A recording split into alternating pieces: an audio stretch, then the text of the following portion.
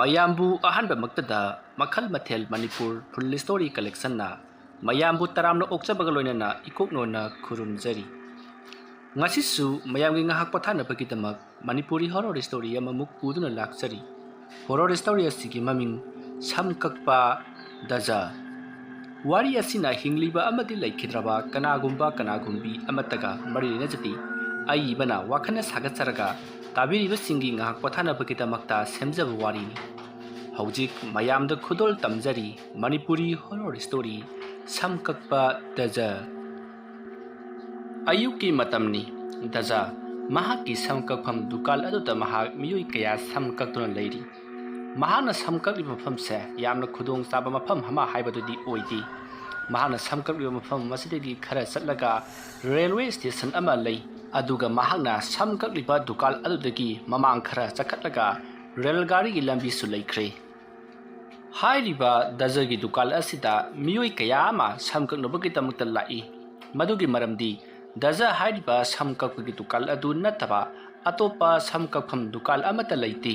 ꯃꯔꯝ ꯑꯗꯨꯅ ꯇꯉꯥꯏ ꯐꯗꯅ ꯃꯍꯥꯛꯀꯤ ꯗꯨꯀꯥꯟ ꯑꯁꯤꯗ ꯃꯤ ꯃꯌꯥꯝ ꯑꯃ ꯀꯤꯔꯤꯛ ꯀꯤꯔꯤꯛ ꯏꯟꯅꯔꯤꯕꯅꯤ꯫ ꯗꯖ ꯍꯥꯏꯔꯤꯕ ꯅꯨꯄꯥ ꯑꯁꯦ ꯁꯝ ꯀꯛꯄꯗ ꯄꯩꯁꯥꯁꯨ ꯌꯥꯝꯅ ꯆꯥꯎꯅ ꯂꯧꯏ, ꯑꯗꯨꯒ ꯌꯥꯝꯅ ꯀꯥ ꯍꯦꯟꯅ ꯁꯝ ꯀꯛꯄ ꯍꯩꯕ ꯃꯤꯁꯛ ꯑꯃꯁꯨ ꯅꯠꯇꯦ꯫ ꯃꯍꯥꯛꯇꯤ ꯂꯥꯛꯂꯤꯕ ꯃꯤ ꯑꯗꯨꯅ ꯀꯛꯎ ꯍꯥꯏꯔꯤꯕ ꯃꯑꯣꯡ ꯑꯗꯨ ꯇꯥꯅꯅꯕ ꯀꯛꯄꯁꯨ ꯍꯩꯇꯦ꯫ ꯃꯥꯒꯤꯗꯤ ꯃꯥꯅ ꯍꯥꯟꯅ ꯀꯛꯈꯤꯕ, ꯃꯥꯅ ꯍꯩꯖꯔꯛꯄ ꯁꯝ ꯀꯛꯄꯒꯤ ꯃꯑꯣꯡ ꯑꯗꯨ ꯅꯠꯇꯕ ꯑꯇꯣꯞꯄ ꯃꯑꯣꯡ ꯑꯃꯠꯇ ꯍꯩꯇꯕꯅ ꯃꯌꯥꯝꯅ ꯌꯥꯝꯅ ꯄꯥꯝꯅꯔꯝꯗꯦ꯫ ꯃꯐꯝ ꯑꯗꯨꯋꯥꯏꯗ ꯁꯝ ꯀꯛꯄ ꯍꯩꯕ, ꯃꯑꯣꯡ ꯀꯛꯄ ꯉꯝꯕ ꯃꯤꯒ ꯂꯥꯛꯂꯕꯗꯤ ꯃꯗꯨꯗ ꯑꯣꯏꯅ ꯆꯪꯒꯅꯤ ꯍꯥꯏꯅꯗꯨꯅ ꯃꯌꯥꯝ ꯂꯩꯅꯔꯤꯕꯅꯤ꯫ ꯑꯗꯨꯃꯛꯄꯨ ꯍꯧꯖꯤꯛꯃꯛꯀꯤꯗꯤ ꯃꯐꯝ ꯑꯗꯨꯋꯥꯏꯗ ꯁꯝ ꯀꯛꯐꯝ ꯗꯨꯀꯥꯟ ꯑꯃꯠꯇ ꯂꯩꯇꯕꯅ ꯃꯈꯣꯏ ꯇꯉꯥꯏ ꯐꯗꯅ ꯗꯖꯒꯤ ꯗꯨꯀꯥꯟ ꯑꯗꯨꯗ ꯑꯗꯨꯃꯛ ꯁꯝ ꯀꯛꯄ ꯂꯥꯛꯂꯤꯕꯅꯤ꯫ ꯈꯨꯡꯒꯪ ꯑꯗꯨꯗ ꯂꯩꯔꯤꯕ ꯃꯤꯁꯤꯡ ꯑꯗꯨꯅꯁꯨ ꯁꯝ ꯀꯛꯄ ꯌꯥꯝꯅ ꯀꯟꯅ ꯇꯝꯅꯔꯤ꯫ ꯃꯔꯝꯗꯤ ꯃꯐꯝ ꯑꯗꯨꯋꯥꯏꯗ ꯃꯈꯣꯏꯒꯤ ꯑꯣꯏꯕ ꯁꯝ कक्फम दुकान अमा सादुना मखोइगिसु सम कक्पा हौननबनी। अदुबु मफम अदुवाइता लम अमत्ता लेरमदे, अदुगा लैरिबा लमसिंग अदुसु यामना तांगबा ओइरमी। मरम अदुना लायरबा खुंगंगी मियोइसिंग अदुना सम कक्फम दुकान साननबगी पैसा अमत्ता लेजरमदे। दुकान साननबा पैसादि लारदना दुकान साफम लम अदो लैननबा पैसा फावबा लैनरबदे। मरम अदुना दजना अदुमक दुकान फमदुना सम कक्पदा तारमी। असुमना मतम सांगना सम कक्फम दुकान अदुता सम कक्लबगी तुंगदा नोंमा इखंग खंगौदना पैसा यमना पाइबा महाजन अमदगी पैसा खरा पुरदुना चंद्रदो दजन दुकान हांगलिबा अदुगी खरा चखटलगा महाकिसु सम कक्फम दुकान अमा हांगनबगीदमक्ता यामना कन्ना सेम सागलखी। मधु उबदा दजदी साउनिंगबना लोइखी। मरमदी करिगुंबा चंद्रना मफम मदुदा सम कक्फम दुकान हांगलबदी महाकी दुकान अदुदा मी अमता चंगलोइदोरिबनी। मरम अदुना महान तालंबा सेन पुनमक चंद्रना तानखरगनी हाइदुना महाक यामना मथा सारमी, अदुगा चंद्रदसु यामना सावरमी। मसिदगिदी दजना नोंगम नुमिदांग अमा चंद्रगी मयुमदा लाक्तुना मरुप चंद्र मरुपना हंदक दुकान अमा सागनी हाइदुना तौरिबदुबु मदुदा करी योनगदोरिबनो? इताव अइगिदी पोचै योनगदब नतेदा। इतावना तौरिबा अदुगुमना अइसु मयामसी सम कक्पा तमगे तौबनी।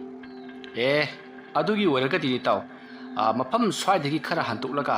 असोम खुंदोलोमदो ओइना साबना फगनी। हाइबदी अइगे जगा अदुददी सम कक्पा मी थोइना लाक्ते हाइरिबा अदुगी सुमथक्ता इबानिने दुकान हांगजल्लबदी मी सुवाटकदोरिबनी। अममम येनखिबदा होय इतावना हाइरिदुबुदी यामना चुम्बा वाफमनी। अदुदा अइना असोम खुंदोंदा अदुगुम हांगरुबा हाइबसिदी अइगी खुल नतबनिना मयामना यारोइ। अदुदुना अइना मफम मसिदा तौजरिबनी। अदुगा अइगेदी मफम मसे यामना खुरहाइ जाबा मफमसु ओइजबा अइगी युमदगिसु पलापलापतबसिदा इताव चंद्र अइगी वादी मफम अदुदा दुकान सारुनु थोदुना कानादबनी। अदुगा इतावना दुकान सागनी हाइदुना तौरिबा मफम अदुसु थाइना यामना तमनबा बुटप्रेट लैबा जगानी। मदुदा दुकान साजनबा हाइबसी इताव पुनसिगदबा मानदी। हाइदी लाइटिन ओंगनदना सीबा नाबा थोक्लबदी हयेंग वाइ निंगमदबसु लाक्पा याइ हाइजरिबा। असुमना दजा अमदी चंद्रना वारी सानरिबदो चाखुमदा चाक थोंदुना लैरिबा चंद्रगी नुपी अदुना लोइनमक तारी। अदुबु महाक वारी अमता ngang महाकी चाक थोंफम अदो थोंदुना अदुमक लैरी। मसिदगिदी चंद्रना ꯏꯇꯥꯎ ꯑꯃꯕꯨ ꯑꯣꯏꯔꯦ ꯑꯩꯒꯤꯗꯤ ꯄꯩꯁꯥꯁꯤ ꯄꯨꯔꯒ ꯃꯍꯥꯖꯣꯟꯗꯒꯤ ꯄꯨꯔꯒ ꯁꯥꯈ꯭ꯔꯕꯅꯤꯅ ꯑꯃꯨꯛ ꯁꯤꯗꯣꯛꯂꯨꯕ ꯍꯥꯏꯕꯁꯤ ꯄꯩꯁꯥ ꯑꯃꯨꯛ ꯅꯧꯅ ꯆꯪꯒꯗꯧꯔꯤꯕꯅꯤ ꯑꯗꯨꯒꯤꯁꯨ ꯃꯇꯨꯡꯗ ꯃꯍꯥꯖꯣꯟꯗꯒꯤ ꯄꯩꯁꯥꯗꯨ ꯂꯧꯔꯨꯔꯒ ꯍꯧꯖꯤꯛ ꯑꯃꯨꯛ ꯁꯤꯡꯉꯨꯕ ꯍꯥꯏꯕꯁꯤ ꯁꯦꯟꯗꯣꯏ ꯍꯥꯞꯀꯗꯧꯔꯤꯕꯅꯤ ꯁꯦꯟꯗꯣꯏ ꯍꯥꯞꯅꯕ ꯄꯩꯁꯥꯗꯨꯅꯕꯨ ꯍꯦꯟꯅ ꯑꯩꯒꯤꯗꯤ ꯂꯨꯈ꯭ꯔꯦꯗ ꯑꯗꯨꯅ ꯂꯧꯁꯤꯜꯂꯨꯔꯕꯅꯤꯅ ꯑꯩ ꯂꯥꯏꯕꯛ ꯌꯦꯡꯂꯒꯦ ꯈꯜꯂꯤ ꯏꯇꯥꯎ ꯍꯣꯏ ꯐꯔꯦ ꯏꯇꯥꯎꯅ ꯐꯅꯤ ꯈꯟꯕꯗꯣ ꯑꯗꯨꯝ ꯇꯧ ꯑꯗꯨꯕꯨ ꯑꯩꯒꯤ ꯋꯥꯗꯤ ꯏꯇꯥꯎ ꯃꯐꯝ ꯑꯗꯨꯋꯥꯏꯗ ꯗꯨꯀꯥꯟ ꯁꯥꯔꯨꯅꯨ ꯂꯥꯏ ꯌꯥꯝꯅ ꯊꯣꯛꯄꯅꯤꯀꯣ ꯑꯁꯨꯝꯅ ꯍꯥꯏꯔꯝꯂꯒ ꯗꯖꯗꯣ ꯆꯟꯗ꯭ꯔꯒꯤ ꯌꯨꯝꯗꯒꯤ ꯄꯔꯞ ꯊꯣꯛꯈꯤ ꯃꯇꯝ ꯑꯗꯨꯗ ꯆꯟꯗ꯭ꯔꯒꯤ ꯅꯨꯄꯤꯅ ꯀꯔꯤꯅꯣ ꯑꯁꯤꯒꯤ ꯇꯥ ꯗꯖꯟꯅ ꯍꯥꯏꯔꯝꯃꯤꯗꯨꯕꯣ ꯑꯩꯈꯣꯏꯅ ꯃꯐꯝ ꯑꯗꯨꯗ ꯗꯨꯀꯥꯟ ꯁꯥꯕꯗ ꯃꯥ ꯀꯩꯗꯧꯔꯤ ꯍꯥꯏꯕꯅꯣ ꯈꯪꯄꯣꯟꯇꯦꯗ ꯃꯥꯒꯤꯁꯤ ꯗꯨꯀꯥꯟ ꯐꯝꯍꯟꯅꯤꯡꯗꯕ ꯃꯥꯜꯂꯤ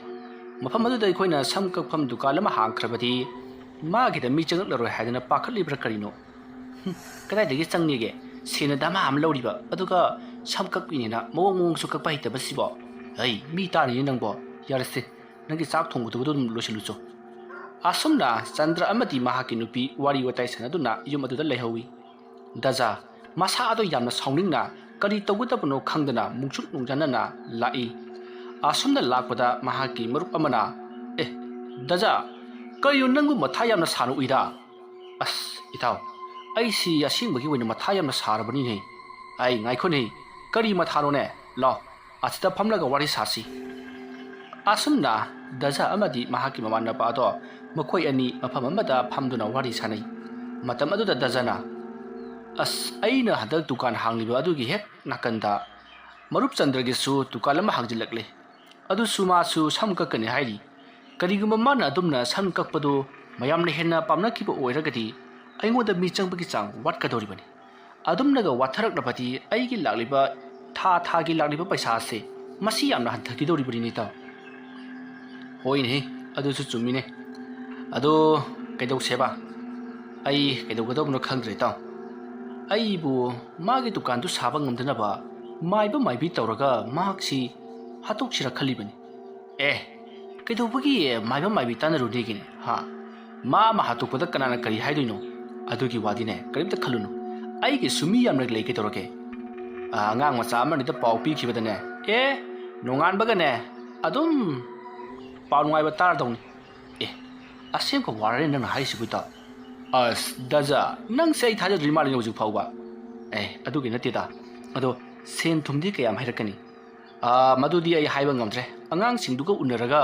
वारी वाताई सानबा हाइबदुनी अदो करिगुम्बा लुकोना खंगनरक्लबदी करिमता खंगनरओइने ngasi फावदा angangsingduna hatkiba mise yamkhrabajaani kanamatra khangnarakti madugi damukta matha sarunuse angangsingdo unanabudum semthau hoida he ado kadawai unaba yakani ngasi yagadro hoini hujikshi pung nipan kharabudi hele yani angangsing adudi matamga naibja natida law aduna aigi ju kharadi khayu he khayadi kenuni taw nang aigi tieng panglagabu ai nangi kamaya na tieng pangudino hoida law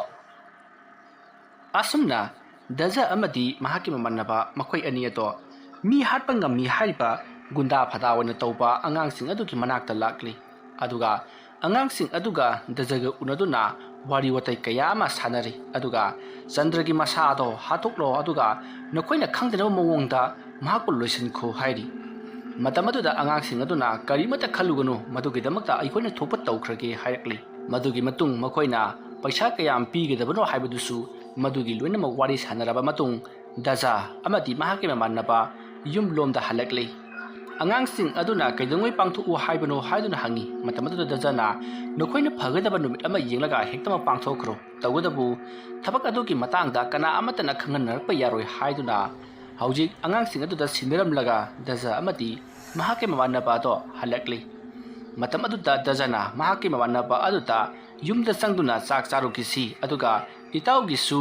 kari karino chaningba siningba leyanaba sen kharasu pige hairi wafam adu tabada mahaki mamanaba adunasu hoi haiduna yaraduna dajagi mayumda changi asumna tawduna daja amadi mahaki mamanaba mokoi ani tanaraga mi hatpa angangsing kara mokoina neklaba matung chandrabu haranabagi damakta plan jatkri asumna tawduna matam madu hokri numit adugi ahingi pung ani muktari ngasai dazana hairamba angangsing ado Chandragi mayumda laktuna mahakpu kari tauri kari chari kari thai mahakna kari tauri ba haibado yengsinba hor'i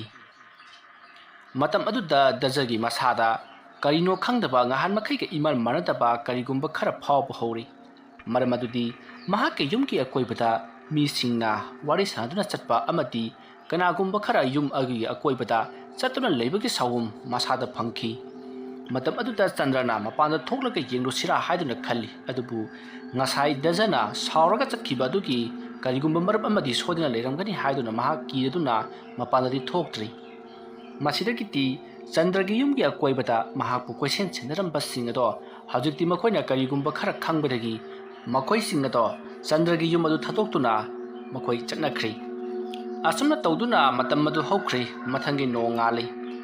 Chandragi dukan sariba mi singado laktuna hojik mahaki dukalado saranabagi damak jamna kanna sem sari matam adu ta Chandrasu dukal saribado yengsinabagi damakta lakli mahanga lakpada dazana uraduna Chandrabu dazana mahake dukan changnaba kaukselli matam adu da Chandrana masigi mi sim thingarini kari kanaba kaurino khangdi hoi taw lake asumna hairaka Chandra yamatanna tanna dazagi dukal adu da sangsilli aduga samkakpa lakpa mi singna phamnaba thariba phan adu da phamlaga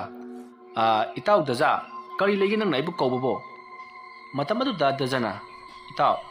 aye nangoda hanna hayadra nang sawu tawgono nang dukal asida phamgano haiba nati phamu kesu kaidi adubu nang samkakpa sinitaba atopa mana masing jonba amati kari no oina jonmana phagani samkakpagi sinphamsi ibani dukan thangnarabati kana amatna changnarak doi wani itaw ai mana masing jonba khopadusu adum tarakani aduda ai di maduki paisa sing atudi leitaba maru oina aina khalibasi dukal asi saraga samkakpa hoge sini mana masing jon ba haibadudi mana masing do muktik lagadoribani aduga wahai yon ge haribasu wahai du mokone leiragadoribani maramaduna madugi potudi sitpa sitaba nai sitragati patlaga mangadoribani patpadu pamoi haidana aikoina mu chathokani arembada paisa yamna mangjagadoribani adugi sumathakta mafam masida karana bu wahai leiba lakadoribanu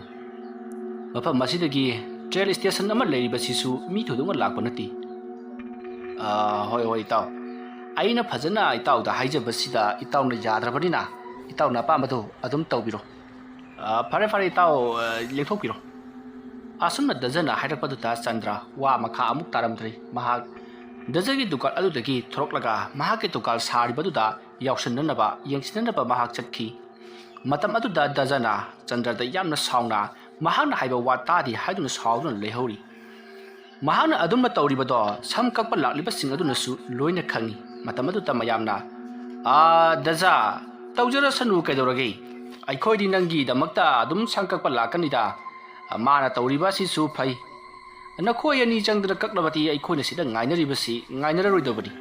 yengu ngaha nomasu aina aluba thaba ama chatke haidana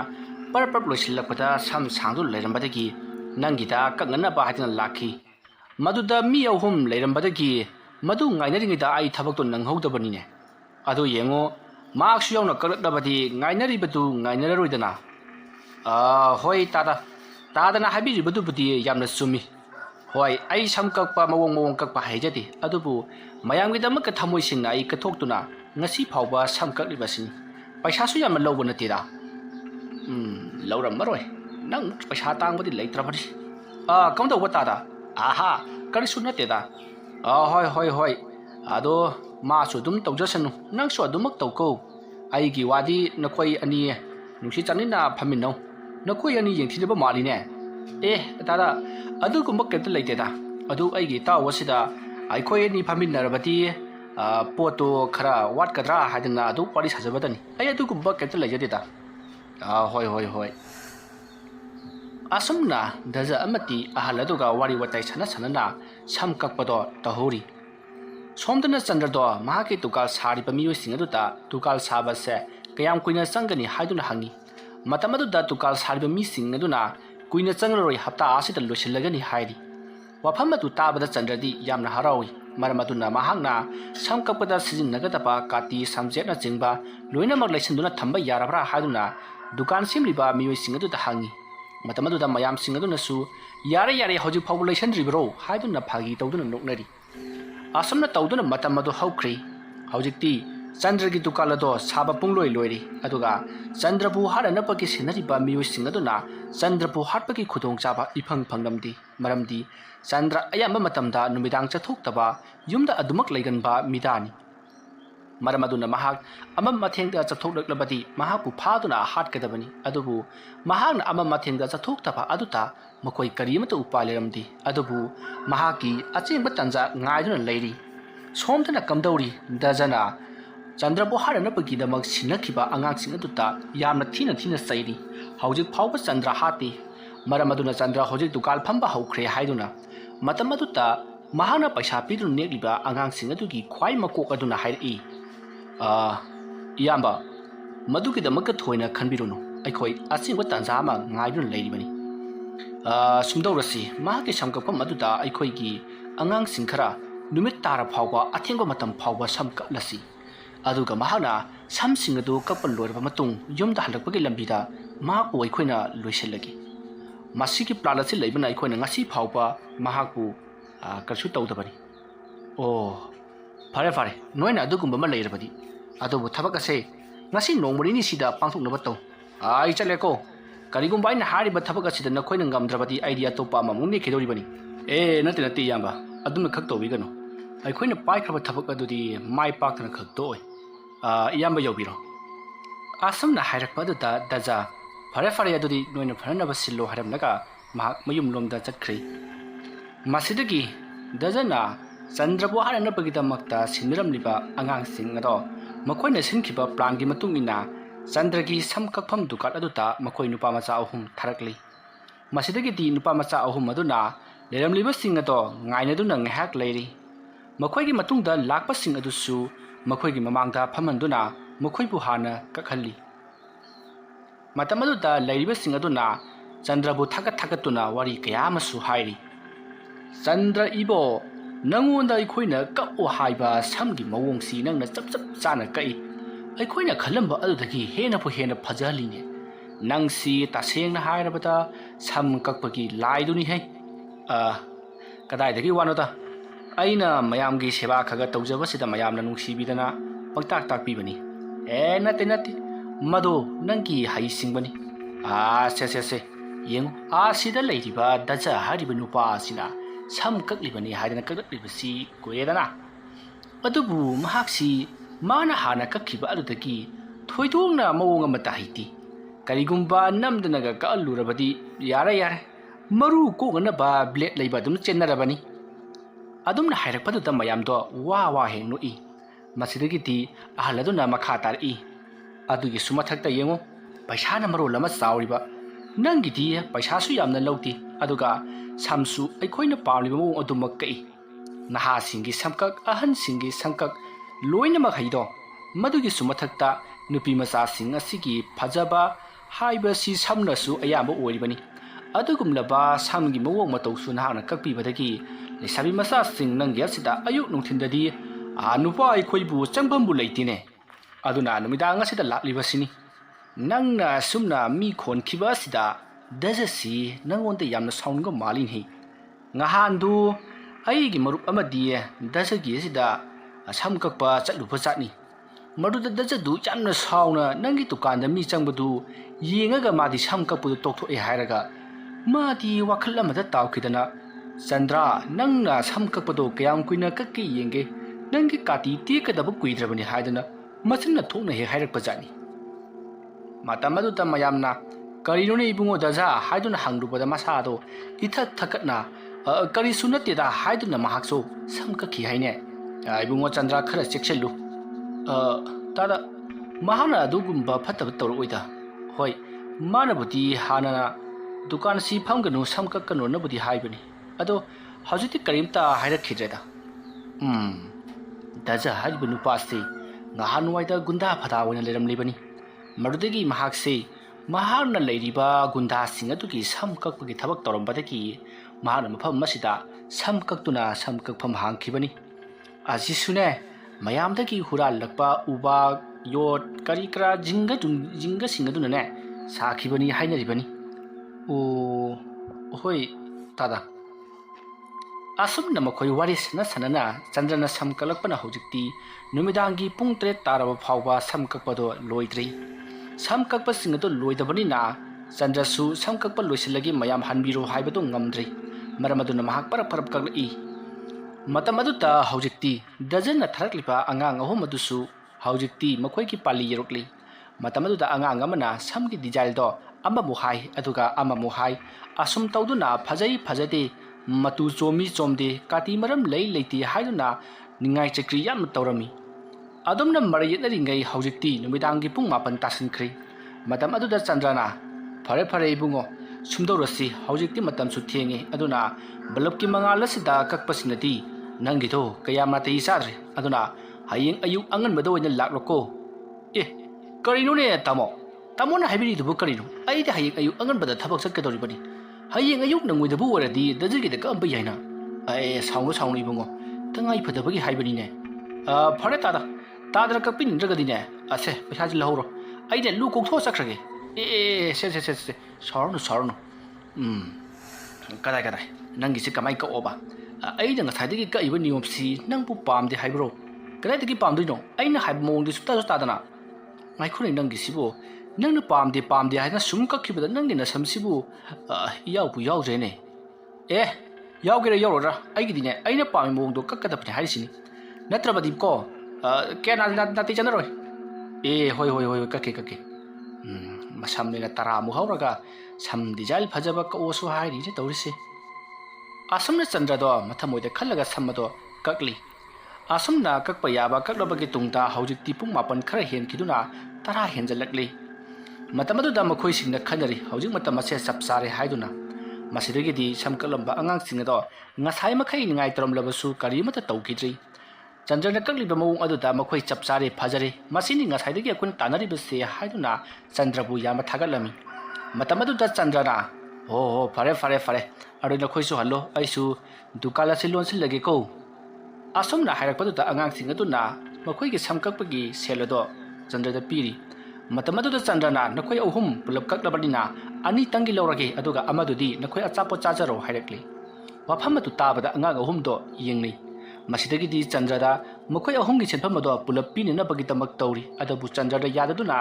ꯅꯝꯗꯨꯅ ꯃꯈꯣꯏ 2 ꯈꯛꯇꯃꯛ ꯂꯧꯍꯧꯔꯤ ꯃꯁꯤꯗꯒꯤꯗꯤ ꯃꯈꯣꯏ ꯑꯉꯥꯡ ꯑꯍꯨꯝ ꯑꯗꯣ ꯆꯠꯈ꯭ꯔꯦ ꯆꯟꯗ꯭ꯔꯁꯨ ꯗꯨꯀꯥꯟ ꯑꯗꯣ ꯂꯣꯏꯁꯤꯟꯗꯨꯅ ꯆꯈꯥꯏꯔꯤꯕ ꯁꯝ ꯑꯃꯗꯤ ꯂꯩꯔꯤꯕ ꯄꯣꯠ ꯆꯩ ꯄꯨꯝꯅꯃꯛ ꯃꯐꯝ ꯆꯥꯅ ꯊꯝꯅꯅꯕꯒꯤꯗꯃꯛ ꯂꯩꯍꯧꯔꯤ ꯃꯇꯝ ꯑꯗꯨꯗ ꯍꯧꯖꯤꯛ ꯆꯟꯗ꯭ꯔꯒꯤ ꯃꯅꯥꯛꯇ ꯊꯦꯡꯅ ꯁꯝ ꯀꯛꯈꯤꯕ ꯗꯖꯣꯅ ꯅꯤꯛꯄ ꯑꯉꯥꯡ ꯒꯨꯟꯗꯥꯁꯤꯡ ꯑꯗꯨꯒꯤ ꯃꯤ ꯑꯃ ꯑꯣꯏꯅ ꯂꯥꯛꯂꯤꯕ ꯃꯈꯣꯏ ꯑꯍꯨꯝ ꯑꯗꯨꯅ ꯋꯥꯔꯤ ꯁꯥꯅꯩ ꯆꯟꯗ꯭ꯔꯁꯤ ꯃꯕꯨꯛꯆꯦꯜ ꯌꯥꯝꯅ ꯆꯥꯎꯏꯅꯦ ꯑꯩꯗꯤ ꯃꯥ ꯍꯥꯠꯀꯗꯕꯁꯤ ꯌꯥꯝ ꯄꯥꯝꯃꯨꯔꯦꯕꯣ ꯄꯥꯝꯃꯨꯔꯦ ꯍꯥꯏꯗꯅꯕꯨ ꯑꯩꯈꯣꯏ ꯄꯩꯁꯥ ꯐꯪꯉꯣꯏꯗꯣꯏꯅꯦ ꯅꯪꯅ ꯄꯥꯝꯃꯨꯏ ꯍꯥꯏꯔꯒ ꯑꯩꯅ ꯍꯦꯟꯅ ꯅꯨꯡꯁꯤꯔꯤ ꯄꯣꯠꯅꯤꯗ ꯌꯦꯡꯉꯨꯅꯦ ꯑꯩꯈꯣꯏ ꯑꯍꯨꯝꯒꯤ ꯑꯆꯥꯄꯣꯠ ꯆꯥꯎꯗꯅ ꯑꯩꯈꯣꯏ ꯑꯍꯨꯝꯒꯤ ꯄꯩꯁꯥꯒꯤ 2 ꯂꯧꯔꯒ ꯊꯥꯗꯣꯔꯛꯏꯁꯤꯅꯦ ꯈꯪꯗ꯭ꯔꯦꯗ ꯇꯧꯔꯤꯁꯦ ꯆꯟꯗ꯭ꯔꯁꯤ ꯑꯩꯅ ꯍꯥꯏꯗꯣꯛꯄꯤꯔꯨꯁꯤꯔ ꯈꯪꯗꯦꯗ ꯇꯧꯔꯨꯅꯨꯀꯣ ꯑꯔꯦꯝꯕꯗꯅꯦ ꯅꯪ ꯑꯣꯏꯅ ꯅꯊ꯭ꯋꯥꯏ ꯃꯥꯡꯖꯅꯤ ꯅꯪꯒ ꯅꯠꯇꯦꯅꯦ ꯅꯪꯒꯤ ꯏꯃꯨꯡ ꯃꯅꯨꯡꯁꯨ ꯃꯥꯡꯖꯒꯗꯧꯔꯤꯕꯅꯤ ꯑꯁꯨꯝꯅ ꯃꯈꯣꯏ ꯑꯍꯨꯝꯅ ꯉꯔꯪ ꯋꯥꯔꯤ ꯁꯥꯟꯅꯗꯨꯅ ꯂꯥꯛꯂꯤꯉꯩ ꯍꯧꯖꯤꯛꯇꯤ ꯃꯈꯣꯏꯒꯤ ꯈ꯭ꯋꯥꯏꯒꯤ ꯃꯀꯣꯛ ꯑꯣꯏꯕ ꯒꯨꯟꯗꯥ ꯃꯀꯣꯛ ꯑꯗꯣ ꯃꯈꯣꯏꯒꯤ ꯃꯤ ꯈꯔꯒ ꯂꯣꯏꯅꯅ ꯄꯔꯞ ꯆꯪꯁꯤꯜꯂꯛꯂꯤ ꯑꯗꯨꯒ ꯀꯩꯅꯣ ꯅꯕꯥꯅꯤ ꯑꯗꯨꯃꯥꯏꯅ ꯀꯨꯏꯗꯦ ꯏꯌꯥꯝꯕ ꯑꯩꯈꯣই ꯃꯥꯕꯨ ꯂꯣꯏꯁꯤꯟꯕ ꯉꯥꯏꯕꯗ ꯀꯨꯏꯔꯤꯕꯅꯤ ꯑꯗꯨꯒ ꯃꯇꯝ ꯑꯁꯦ ꯇꯥꯅꯅꯕ ꯁꯤꯜꯂꯤꯕꯅꯤ ꯅꯈꯣꯏꯅ ꯇꯧꯔꯤꯕꯗꯣ ꯑꯩꯈꯣꯏ ꯉꯁꯥꯏꯗꯒꯤ ꯎꯔꯤꯕꯅꯤ ꯊꯥꯒꯠꯂꯤ ꯅꯈꯣꯏꯒꯤ ꯂꯧꯁꯤꯡ ꯑꯗꯣ ꯐꯔꯦ ꯃꯍꯥꯛ ꯃꯐꯝ ꯑꯁꯤꯗ ꯁꯣꯏꯗꯅ ꯂꯥꯛꯀꯅꯤ ꯍꯣꯔꯦꯟ ꯀꯔꯤꯒꯨꯝꯕ ꯇ꯭ꯔꯦꯟ ꯆꯪꯅ ꯂꯥꯛꯄꯒꯤ ꯃꯇꯝ ꯑꯗꯨꯗ ꯇ꯭ꯔꯦꯟꯒꯤ ꯃꯈꯣꯜ ꯑꯗꯨꯒ ꯂꯣꯏꯅꯅ ꯃꯍꯥꯛꯄꯨ ꯑꯩꯈꯣꯏꯅ ꯐꯨꯔꯒ ꯍꯥꯠꯀꯗꯕꯅꯤ ꯏꯌꯥꯝꯕ ꯑꯗꯨꯒ ꯀꯩꯗꯧꯒꯗꯕ ꯑꯗꯨꯒ ꯇ꯭ꯔꯦꯟ ꯑꯗꯨꯗ ꯃꯍꯥꯛꯄꯨ ꯂꯪꯁꯤꯟꯗꯨꯅ ꯇ꯭ꯔꯦꯟꯅ ꯊꯣꯝꯕ ꯁꯥꯜꯂꯒ ꯃꯍꯥꯛꯄꯨ ꯂꯣꯏꯁꯤꯟꯒꯗꯕꯅꯤ ꯑꯗꯨ ꯑꯣꯏꯔꯕꯗꯤ ꯇ꯭ꯔꯦꯟꯅ ꯊꯣꯝꯃꯒ ꯁꯤꯕꯅꯤꯅ ꯀꯅꯥꯃꯠꯇꯅ ꯀꯔꯤꯝꯇ ꯍꯥꯏꯔꯔꯣꯏꯗꯅ ꯍꯣꯏ ꯑꯗꯨꯝꯅ ꯇꯧꯔꯁꯤ ꯏꯌꯥꯝꯕ ꯑꯁꯨꯝꯅ ꯍꯥꯏꯅꯖꯈ꯭ꯔꯕꯁꯨ ꯍꯧꯖꯤꯛ ꯆꯟꯗ꯭ꯔꯒꯤ ꯃꯅꯥꯛꯇꯁꯝ ꯀꯛꯂꯨꯕ ꯑꯉꯥꯡ ꯑꯍꯨꯝ ꯑꯗꯨꯗꯤ ꯃꯊ꯭ꯋꯥꯏ ꯌꯥꯝꯅ ꯅꯨꯡꯉꯥꯏꯔꯝꯗꯦ ꯃꯁꯤꯗꯒꯤꯗꯤ ꯃꯈꯣꯏ ꯆꯟꯗ꯭ꯔꯕꯨ ꯍꯥꯠꯄ ꯑꯗꯣ ꯌꯦꯡꯅꯤꯡꯗꯦ ꯍꯥꯏꯗꯨꯅ ꯃꯈꯣꯏꯗꯤ ꯃꯐꯝ ꯑꯃꯗ ꯂꯩꯊꯣꯛꯇꯨꯅ ꯂꯩꯔꯤ ꯁꯣꯝꯗꯅ ꯀꯝꯗꯧꯔꯤ ꯆꯟꯗ꯭ꯔꯗꯣ ꯃꯍꯥꯛꯀꯤ ꯄꯣꯠ ꯆꯩ ꯄꯨꯝꯅꯃꯛ ꯄꯨꯡꯂꯣꯏ ꯂꯣꯏꯁꯤꯟꯕ ꯂꯣꯏꯔꯛꯄꯗꯗꯤ ꯄꯨꯡ 10 ꯍꯦꯜꯂꯗꯨꯅ ꯐꯅ ꯌꯥꯝꯅ ꯊꯦꯡꯖꯤꯜꯂꯝꯃꯤ ꯆꯟꯗ꯭ꯔ ꯃꯁꯥꯗꯣ ꯉꯁꯤꯗꯤ ꯈꯤꯔꯨꯝ ꯂꯥꯎꯏ ꯉꯍꯥꯟ ꯃꯈꯩꯒ ꯏꯃꯥꯟ ꯃꯥꯟꯅꯖꯗꯦ ꯃꯁꯤꯗꯒꯤꯗꯤ ꯃꯍꯥꯛ ꯃꯌꯨꯝꯂꯣꯝꯗ ꯆꯠꯂꯒꯦ ꯍꯥꯏꯗꯨꯅ ꯊꯣꯛꯂꯛꯄꯗ ꯇ꯭ꯔꯦꯟ ꯒꯥꯔꯤ ꯂꯥꯛꯄꯒꯤ ꯃꯈꯣꯜ ꯇꯥꯔꯤ ट्रेल गाड़ी अदो पुंग 10 मखाई ट्रेन गाड़ी नि मसिदगी चंद्रना पुंग 10 मखाई ताख्र मालेदन तौरिसिदि असुमना खल्लगा महागना प्रप असुम लाकपदा मखोय मियुई खरा चंद्रगे मनाक्ता चेंसिलई मतम अदुदा चंद्रना हाय नखोय केदोंगरे हा करिगिरो नखोय पुलप आइगी नाक्ता चंसिलललिबसिबो ओय चंद्र नंग ngasi디 लोइबा ताबदि हा कदाय नंगोदा यावबा सेंथुम पुरम अखोदि लोइना उपिरो नत्रबदि नंग अफबा ओइरोय होय इबुंगो अइने सेंथुमदो पिगे नोय एंगोददि ने फतबा थबक तवनको से असुमना हायरगा चंद्रना मागी फुरखाउदा यालकपा ngasai mahang na sam kapda phanglakpa senpham mato mioi sing adu ta piri matama du ta mioi sing adu ki marak tagi amana oi nang na pham masida sam kappa ki dukan hangjin badagi daja se mi kram ta sangpitri nong mada mi ani ga se yamna wana sangi madupuna mak nang tholi bana tro ibungo ai di mago da sangano di haida bani kayoi na khoi na hari budu oi nang na sangano haida basu hojit kanam ta sangri nong mada mi ani ga se yamna wana sangna bani Masipunamak nangna sam kapagi tukala se hangjil lakpadagini sengnayo nak sam kapagi tukala si hayengdagi lochin gi haibra natragana nangkina thoi mangma pambro nakoi si dazana tharpa mi hoire mani dazana nangbu hatok ro haina tharklibani adubu nangonda khoina hairi basini dukan lonsan gi haibra natragana nang nasa si sijagi haibra ama khalo ibungo नखोइना हारिबो वफमदो आइ याबा सुंगंगमलोय करिगिदमक्ता मरमसु लेतना दुकान लोसिंगदोरिबनो मतो आइ सुंगमोय असमना मखोइना वारे सनदिंगै train अदुदि हौजिक यामना यांगना मखोइगी मनाक जौसिलक्लै मतमदुदा चंद्रगे मनाकता लेबलिपा खर वांग चौपा नुपा अमना मनाक लेदिपा मखोइ अमदा येंगी मसिदगिति पिरक्लिबा इंगित अदो खंगदुना चंद्रगे मनाक जंगसिलगा यामबाबु दुकान थोंगची लोलरोय हैबा होइदा दजा सिसु कुइले कइनो माना तललिबा सेंसे पैसासु चावी समकक सोइति अदुना यामना सुम तौबसे यारेदा अदुबु यामबना समककलिबा सि स्वाइदि नुंगायरय अदुना लाइरइबाक्ता ओइना ककपिरुरोने असुमना हायरका चंद्रबु लाक्तुना ट्रेन अदुकी ममांगदा इंसिनखि अदुमना तौबा अदुदा ट्रेन गाड़ी अदुना चंद्रबु यामना कन्ना थोंगाइखि मसिदगिति चंद्रकी मसा पुनमक मतत तत्खि makok amana asom wangwada aduga masagi sarukrana somgi wangwada taduna masado matat tattuna rengi tali yatuda taduna laikhi masidagiti chandra nekpa angang singado mafam madu thatuktuna loina makchana khri mafam madu da kana amata leitabana mafam madu da tawriba thabakado kana amata na uhouti numidang thingnil lakpa aduna makoi ki train station ama mafam madu ki khara chatlaga leiriba dusu mi amata tholaktabana train gari adu khamdana यामना थरोखिबनी असुमना तौदुना मतम मदु हौख्रि नुमिदांग थेंगलबा फावबदा चंद्रना युमदा हलक्तबा अदुता चंद्रगी नुपियदो यामना पाखलई मसिदगिदि महागना मखोइगी युमथंगनबदा लेबा मी खरा हौरदुना चंद्रना दुकान फामलिबा मफमदुदा लाई अदुमना मखोइना लाकपा मतमददि चंद्रदो मसा पुनमक मतत तत्तुना तादुना लेरमबदो थेंगनरि मदु उरुबदुगिदि Chandragi नुपियदुदि वखन मांगदुना हाइथख्रि aduma tawbuda mayam chensindu laiketnari aduga matat tatano tariba chandragi hakchang ado kanana kamdumna tawriba jano haiduna makoi wari sanari aduga train thombani haibasidi makoi khangarabani adubu mahana songsinduna matomta sijaribra natragana kana gumna mahakul langsinduna insinduna hatlibra haibase hoji makidi khangdri asamna tawduna mayamna police ta pau pibidagi mapamaduda police lakli aduga tatlaba matat chairaba haksang singado makoina khomjali adumna tauba aduta chandraki mahaki makut adudi nama yaromdri nama do kadai wada laikhrabano haiduna makoina yamna kanna thiki adubu phangba kauba leitri masidagi police ting aduna no ngalaga wona thide si hainana duna makoi loina mak chandragi matat tatlaba haksang ado puduna makoi police station da chakki masigi matung mathangi no ngali पावदु ताबदा दजदी नुंगाई खिबना मसादु लोइरबनी मसिदगिति दजा महाकी तुकालोमदा परपर लाक्तुना दुकालतो यामना हरावना हांगली मतमदुता पुलिस सिंग लाक्तुना चंद्रगी लेमहौरिबा मखुरतो यामना कन्ना थीरी मतमदुदा जजजो थोलकलगा सार खोइ मयाम लाक्पिबसिबु ꯉꯔꯥꯡꯒꯤ ꯑꯩꯒꯤ ꯅꯨꯡꯁꯤꯔꯕ ꯃꯔꯨꯞ ꯆꯟꯗ꯭ꯔ ꯂꯩꯈꯤꯗꯕꯒꯤ ꯃꯇꯥꯡꯗ ꯑꯣꯏꯕꯤꯔꯕ꯭ꯔꯥ? ꯃꯥꯅꯤ ꯃꯥꯅꯤ, ꯅꯪꯅ ꯀꯅꯥ? ꯑꯩꯒꯤ ꯃꯤꯡ ꯆꯟꯗ꯭ꯔ ꯀꯧꯏ, ꯃꯐꯝ ꯑꯁꯤꯗ ꯗꯨꯀꯥꯟ ꯍꯥꯡꯗꯨꯅ ꯂꯩꯕꯅꯤ꯫ ꯑꯩꯒꯤ ꯃꯔꯨꯞ ꯆꯟꯗ꯭ꯔꯁꯦ ꯑꯣꯟꯊꯣꯛꯅ ꯐꯈ꯭ꯔꯕ, ꯃꯌꯥꯝꯅꯁꯨ ꯌꯥꯕ ꯃꯤꯅꯤ, ꯑꯗꯨꯒ ꯑꯩꯅꯁꯨ ꯌꯥꯝꯅ ꯅꯨꯡꯁꯤꯖꯕ ꯃꯔꯨꯞꯅꯤ ꯁꯥꯔ꯫ ꯑꯗꯨꯒ ꯃꯥꯅ ꯉꯔꯥꯡ ꯇꯧꯔꯤꯕꯁꯤ ꯌꯥꯝꯅ ꯅꯨꯡꯉꯥꯏꯖꯗꯦ꯫ ꯃꯍꯥꯛꯁꯤ ꯌꯨꯒ ꯊꯛꯆꯜꯂꯒ ꯍꯥꯏꯔꯪ ꯂꯥꯛꯄꯗ ꯒꯥꯔꯤꯗ ꯆꯣꯡꯊꯤꯜꯂꯨꯗꯨꯅ ꯁꯤꯔꯤꯕ ꯖꯥꯠꯂꯥ? ꯃꯥꯒꯤ ꯅꯨꯄꯤꯅ ꯍꯥꯏꯕꯗꯗꯤ ꯆꯟꯗ꯭ꯔꯁꯤ ꯌꯨ ꯊꯛꯇꯦ ꯍꯥꯏꯗꯅ? ꯁꯥꯔ, ꯁꯨꯝ ꯋꯥꯔꯤꯒꯤ ꯋꯥꯅꯤꯗ꯫ ꯀꯩꯅꯣ ꯋꯥꯔꯤꯒꯤ ꯋꯥꯅꯦꯕꯣ? ꯅꯪꯒ ꯆꯟꯗ꯭ꯔꯒꯁꯤ ꯂꯨꯅ ꯇꯤꯟꯅꯕ ꯃꯔꯨꯞꯅꯦꯁꯨ ꯍꯥꯏ, ꯑꯗꯨꯒ ꯃꯥ ꯌꯨ ꯊꯛꯑꯦ ꯍꯥꯏꯁꯤ ꯅꯪ ꯀꯃꯥꯏꯅ ꯈꯪꯉꯤꯅꯣ? ꯁꯥꯔ, ꯃꯥꯒꯤ ꯅꯨꯄꯤꯗꯤ ꯈꯪꯉꯝꯗꯕ ꯌꯥꯏ, ꯑꯗꯨꯕꯨ ꯑꯩꯒꯤ ꯃꯔꯨꯞ ꯆꯟꯗ꯭ꯔꯁꯦ ꯃꯔꯛꯇ ꯑꯗꯨꯝ ꯊꯛꯄꯅꯤ꯫ ꯉꯔꯥꯡꯗꯤ ꯊꯛꯈꯤꯕ꯭ꯔꯣ? ꯁꯥꯔ, ꯑꯗꯨꯝꯗꯤ ꯈꯪꯖꯗ꯭ꯔꯦ, ꯑꯩ ꯌꯨꯝꯗ ꯑꯗꯨꯝ ꯍꯜꯂꯤ꯫ ꯀꯔꯤꯒꯤ ꯍꯜꯂꯤꯕ?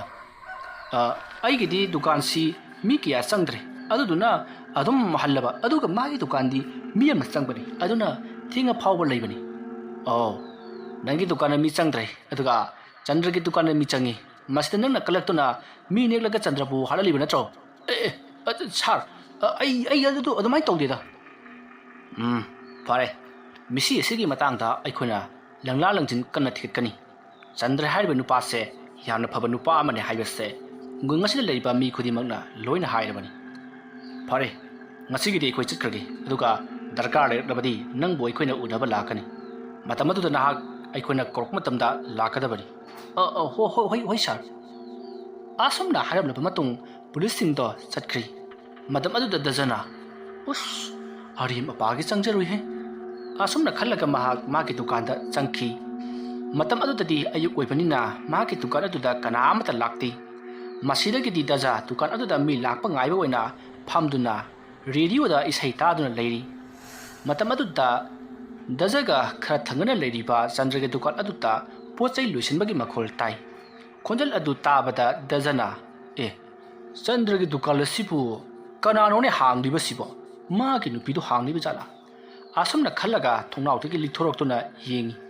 ꯃꯇꯝ ꯑꯗꯨꯗ ꯆꯟꯗ꯭ꯔꯒꯤ ꯗꯨꯀꯥꯟ ꯑꯗꯨꯗ ꯀꯅꯥꯒꯨꯝꯕ ꯑꯃ ꯃꯅꯨꯡꯗ ꯂꯩꯕꯒꯨꯝ ꯀꯣꯔꯣꯛ ꯂꯣꯏꯁꯤꯟꯕꯒꯤ ꯃꯈꯣꯜ ꯇꯥꯏ꯫ ꯃꯇꯝ ꯑꯗꯨꯗ ꯗꯖꯅ ꯀꯅꯥ ꯑꯣꯏꯔꯕ ꯖꯥꯠꯅꯣꯅꯦ? ꯆꯪꯂꯒ ꯑꯗꯨꯝ ꯌꯦꯡꯉꯨꯒꯦꯗ꯫ ꯑꯁꯨꯝꯅ ꯈꯜꯂꯒ ꯗꯖꯗꯣ ꯃꯍꯥꯛꯀꯤ ꯗꯨꯀꯥꯟꯗꯒꯤ ꯊꯣꯔꯛꯂꯦ, ꯑꯗꯨꯒ ꯂꯥꯛꯇꯨꯅ ꯆꯟꯗ꯭ꯔꯒꯤ ꯗꯨꯀꯥꯟ ꯑꯗꯨꯒꯤ ꯃꯃꯥꯡꯗ ꯂꯦꯞꯂꯔꯤ꯫ ꯃꯇꯝ ꯑꯗꯨꯗ ꯗꯨꯀꯥꯟ ꯑꯗꯨꯒꯤ ꯃꯅꯨꯡꯗ ꯀꯅꯥꯒꯨꯝꯕ ꯑꯃ ꯒꯣꯔꯣꯡ ꯄꯣꯠ ꯂꯣꯏꯁꯤꯟꯗꯨꯅ ꯂꯩꯔꯤꯕꯒꯤ ꯃꯈꯣꯜ ꯑꯗꯣ ꯃꯍꯥꯛꯅ ꯇꯥꯈꯤ꯫ ꯃꯗꯨꯗ ꯗꯖꯅ ꯀꯔꯤꯅꯣꯅꯦ? ꯗꯨꯀꯥꯟ ꯑꯁꯤ ꯁꯣꯗꯤ ꯂꯣꯜꯂꯤ, ꯑꯗꯨꯒ ꯃꯅꯨꯡꯗ ꯃꯤ ꯂꯩꯔꯤꯕꯁꯤꯅ ꯀꯝꯗꯧꯔꯤꯕ ꯖꯥꯠꯅꯣ? ꯑꯁꯨꯝꯅ ꯈꯜꯂꯒ ꯗꯖꯅ ꯗꯨꯀꯥꯟ ꯑꯗꯨꯒꯤ ꯊꯣꯡ ꯑꯗꯣ ꯀꯣꯛ ꯊꯤꯜꯂꯤ, ꯑꯗꯨꯒ ꯃꯅꯨꯡꯗ ꯂꯩꯔꯤꯗꯨ ꯀꯅꯥꯅꯣ? ꯍꯨꯔꯥꯟꯕ꯭ꯔꯣ? ꯑꯗꯨꯝꯅ ꯍꯪꯂꯛꯄꯗꯨꯗ ꯃꯅꯨꯡꯗꯒꯤ ꯆꯟꯗ꯭ꯔꯅ ꯏꯇꯥꯎ ꯗꯖ, ꯑꯩꯅꯤꯅꯦ ꯅꯪꯕꯣ꯫ ꯑꯗꯨꯝꯅ ꯍꯥꯏꯔꯛꯄꯗ ꯗꯖ ꯈꯪꯄ꯭ꯔꯦꯛ ꯈꯪꯗꯨꯅ ꯃꯍꯥꯛ ꯆꯣꯡꯊꯣꯛꯏ꯫ ꯃꯁꯤꯗꯒꯤꯗꯤ ꯃꯍꯥꯛ ꯋꯥ ꯃꯈꯥ ꯇꯥꯔꯝꯗꯅ ꯗꯨꯀꯥꯟ ꯑꯗꯨꯗ ꯐꯂꯞ ꯌꯦꯡꯂꯒ ꯃꯍꯥꯛ ꯃꯥꯒꯤ ꯗꯨꯀꯥꯟꯗ ꯄꯔꯞ ꯂꯥꯛꯈꯤ꯫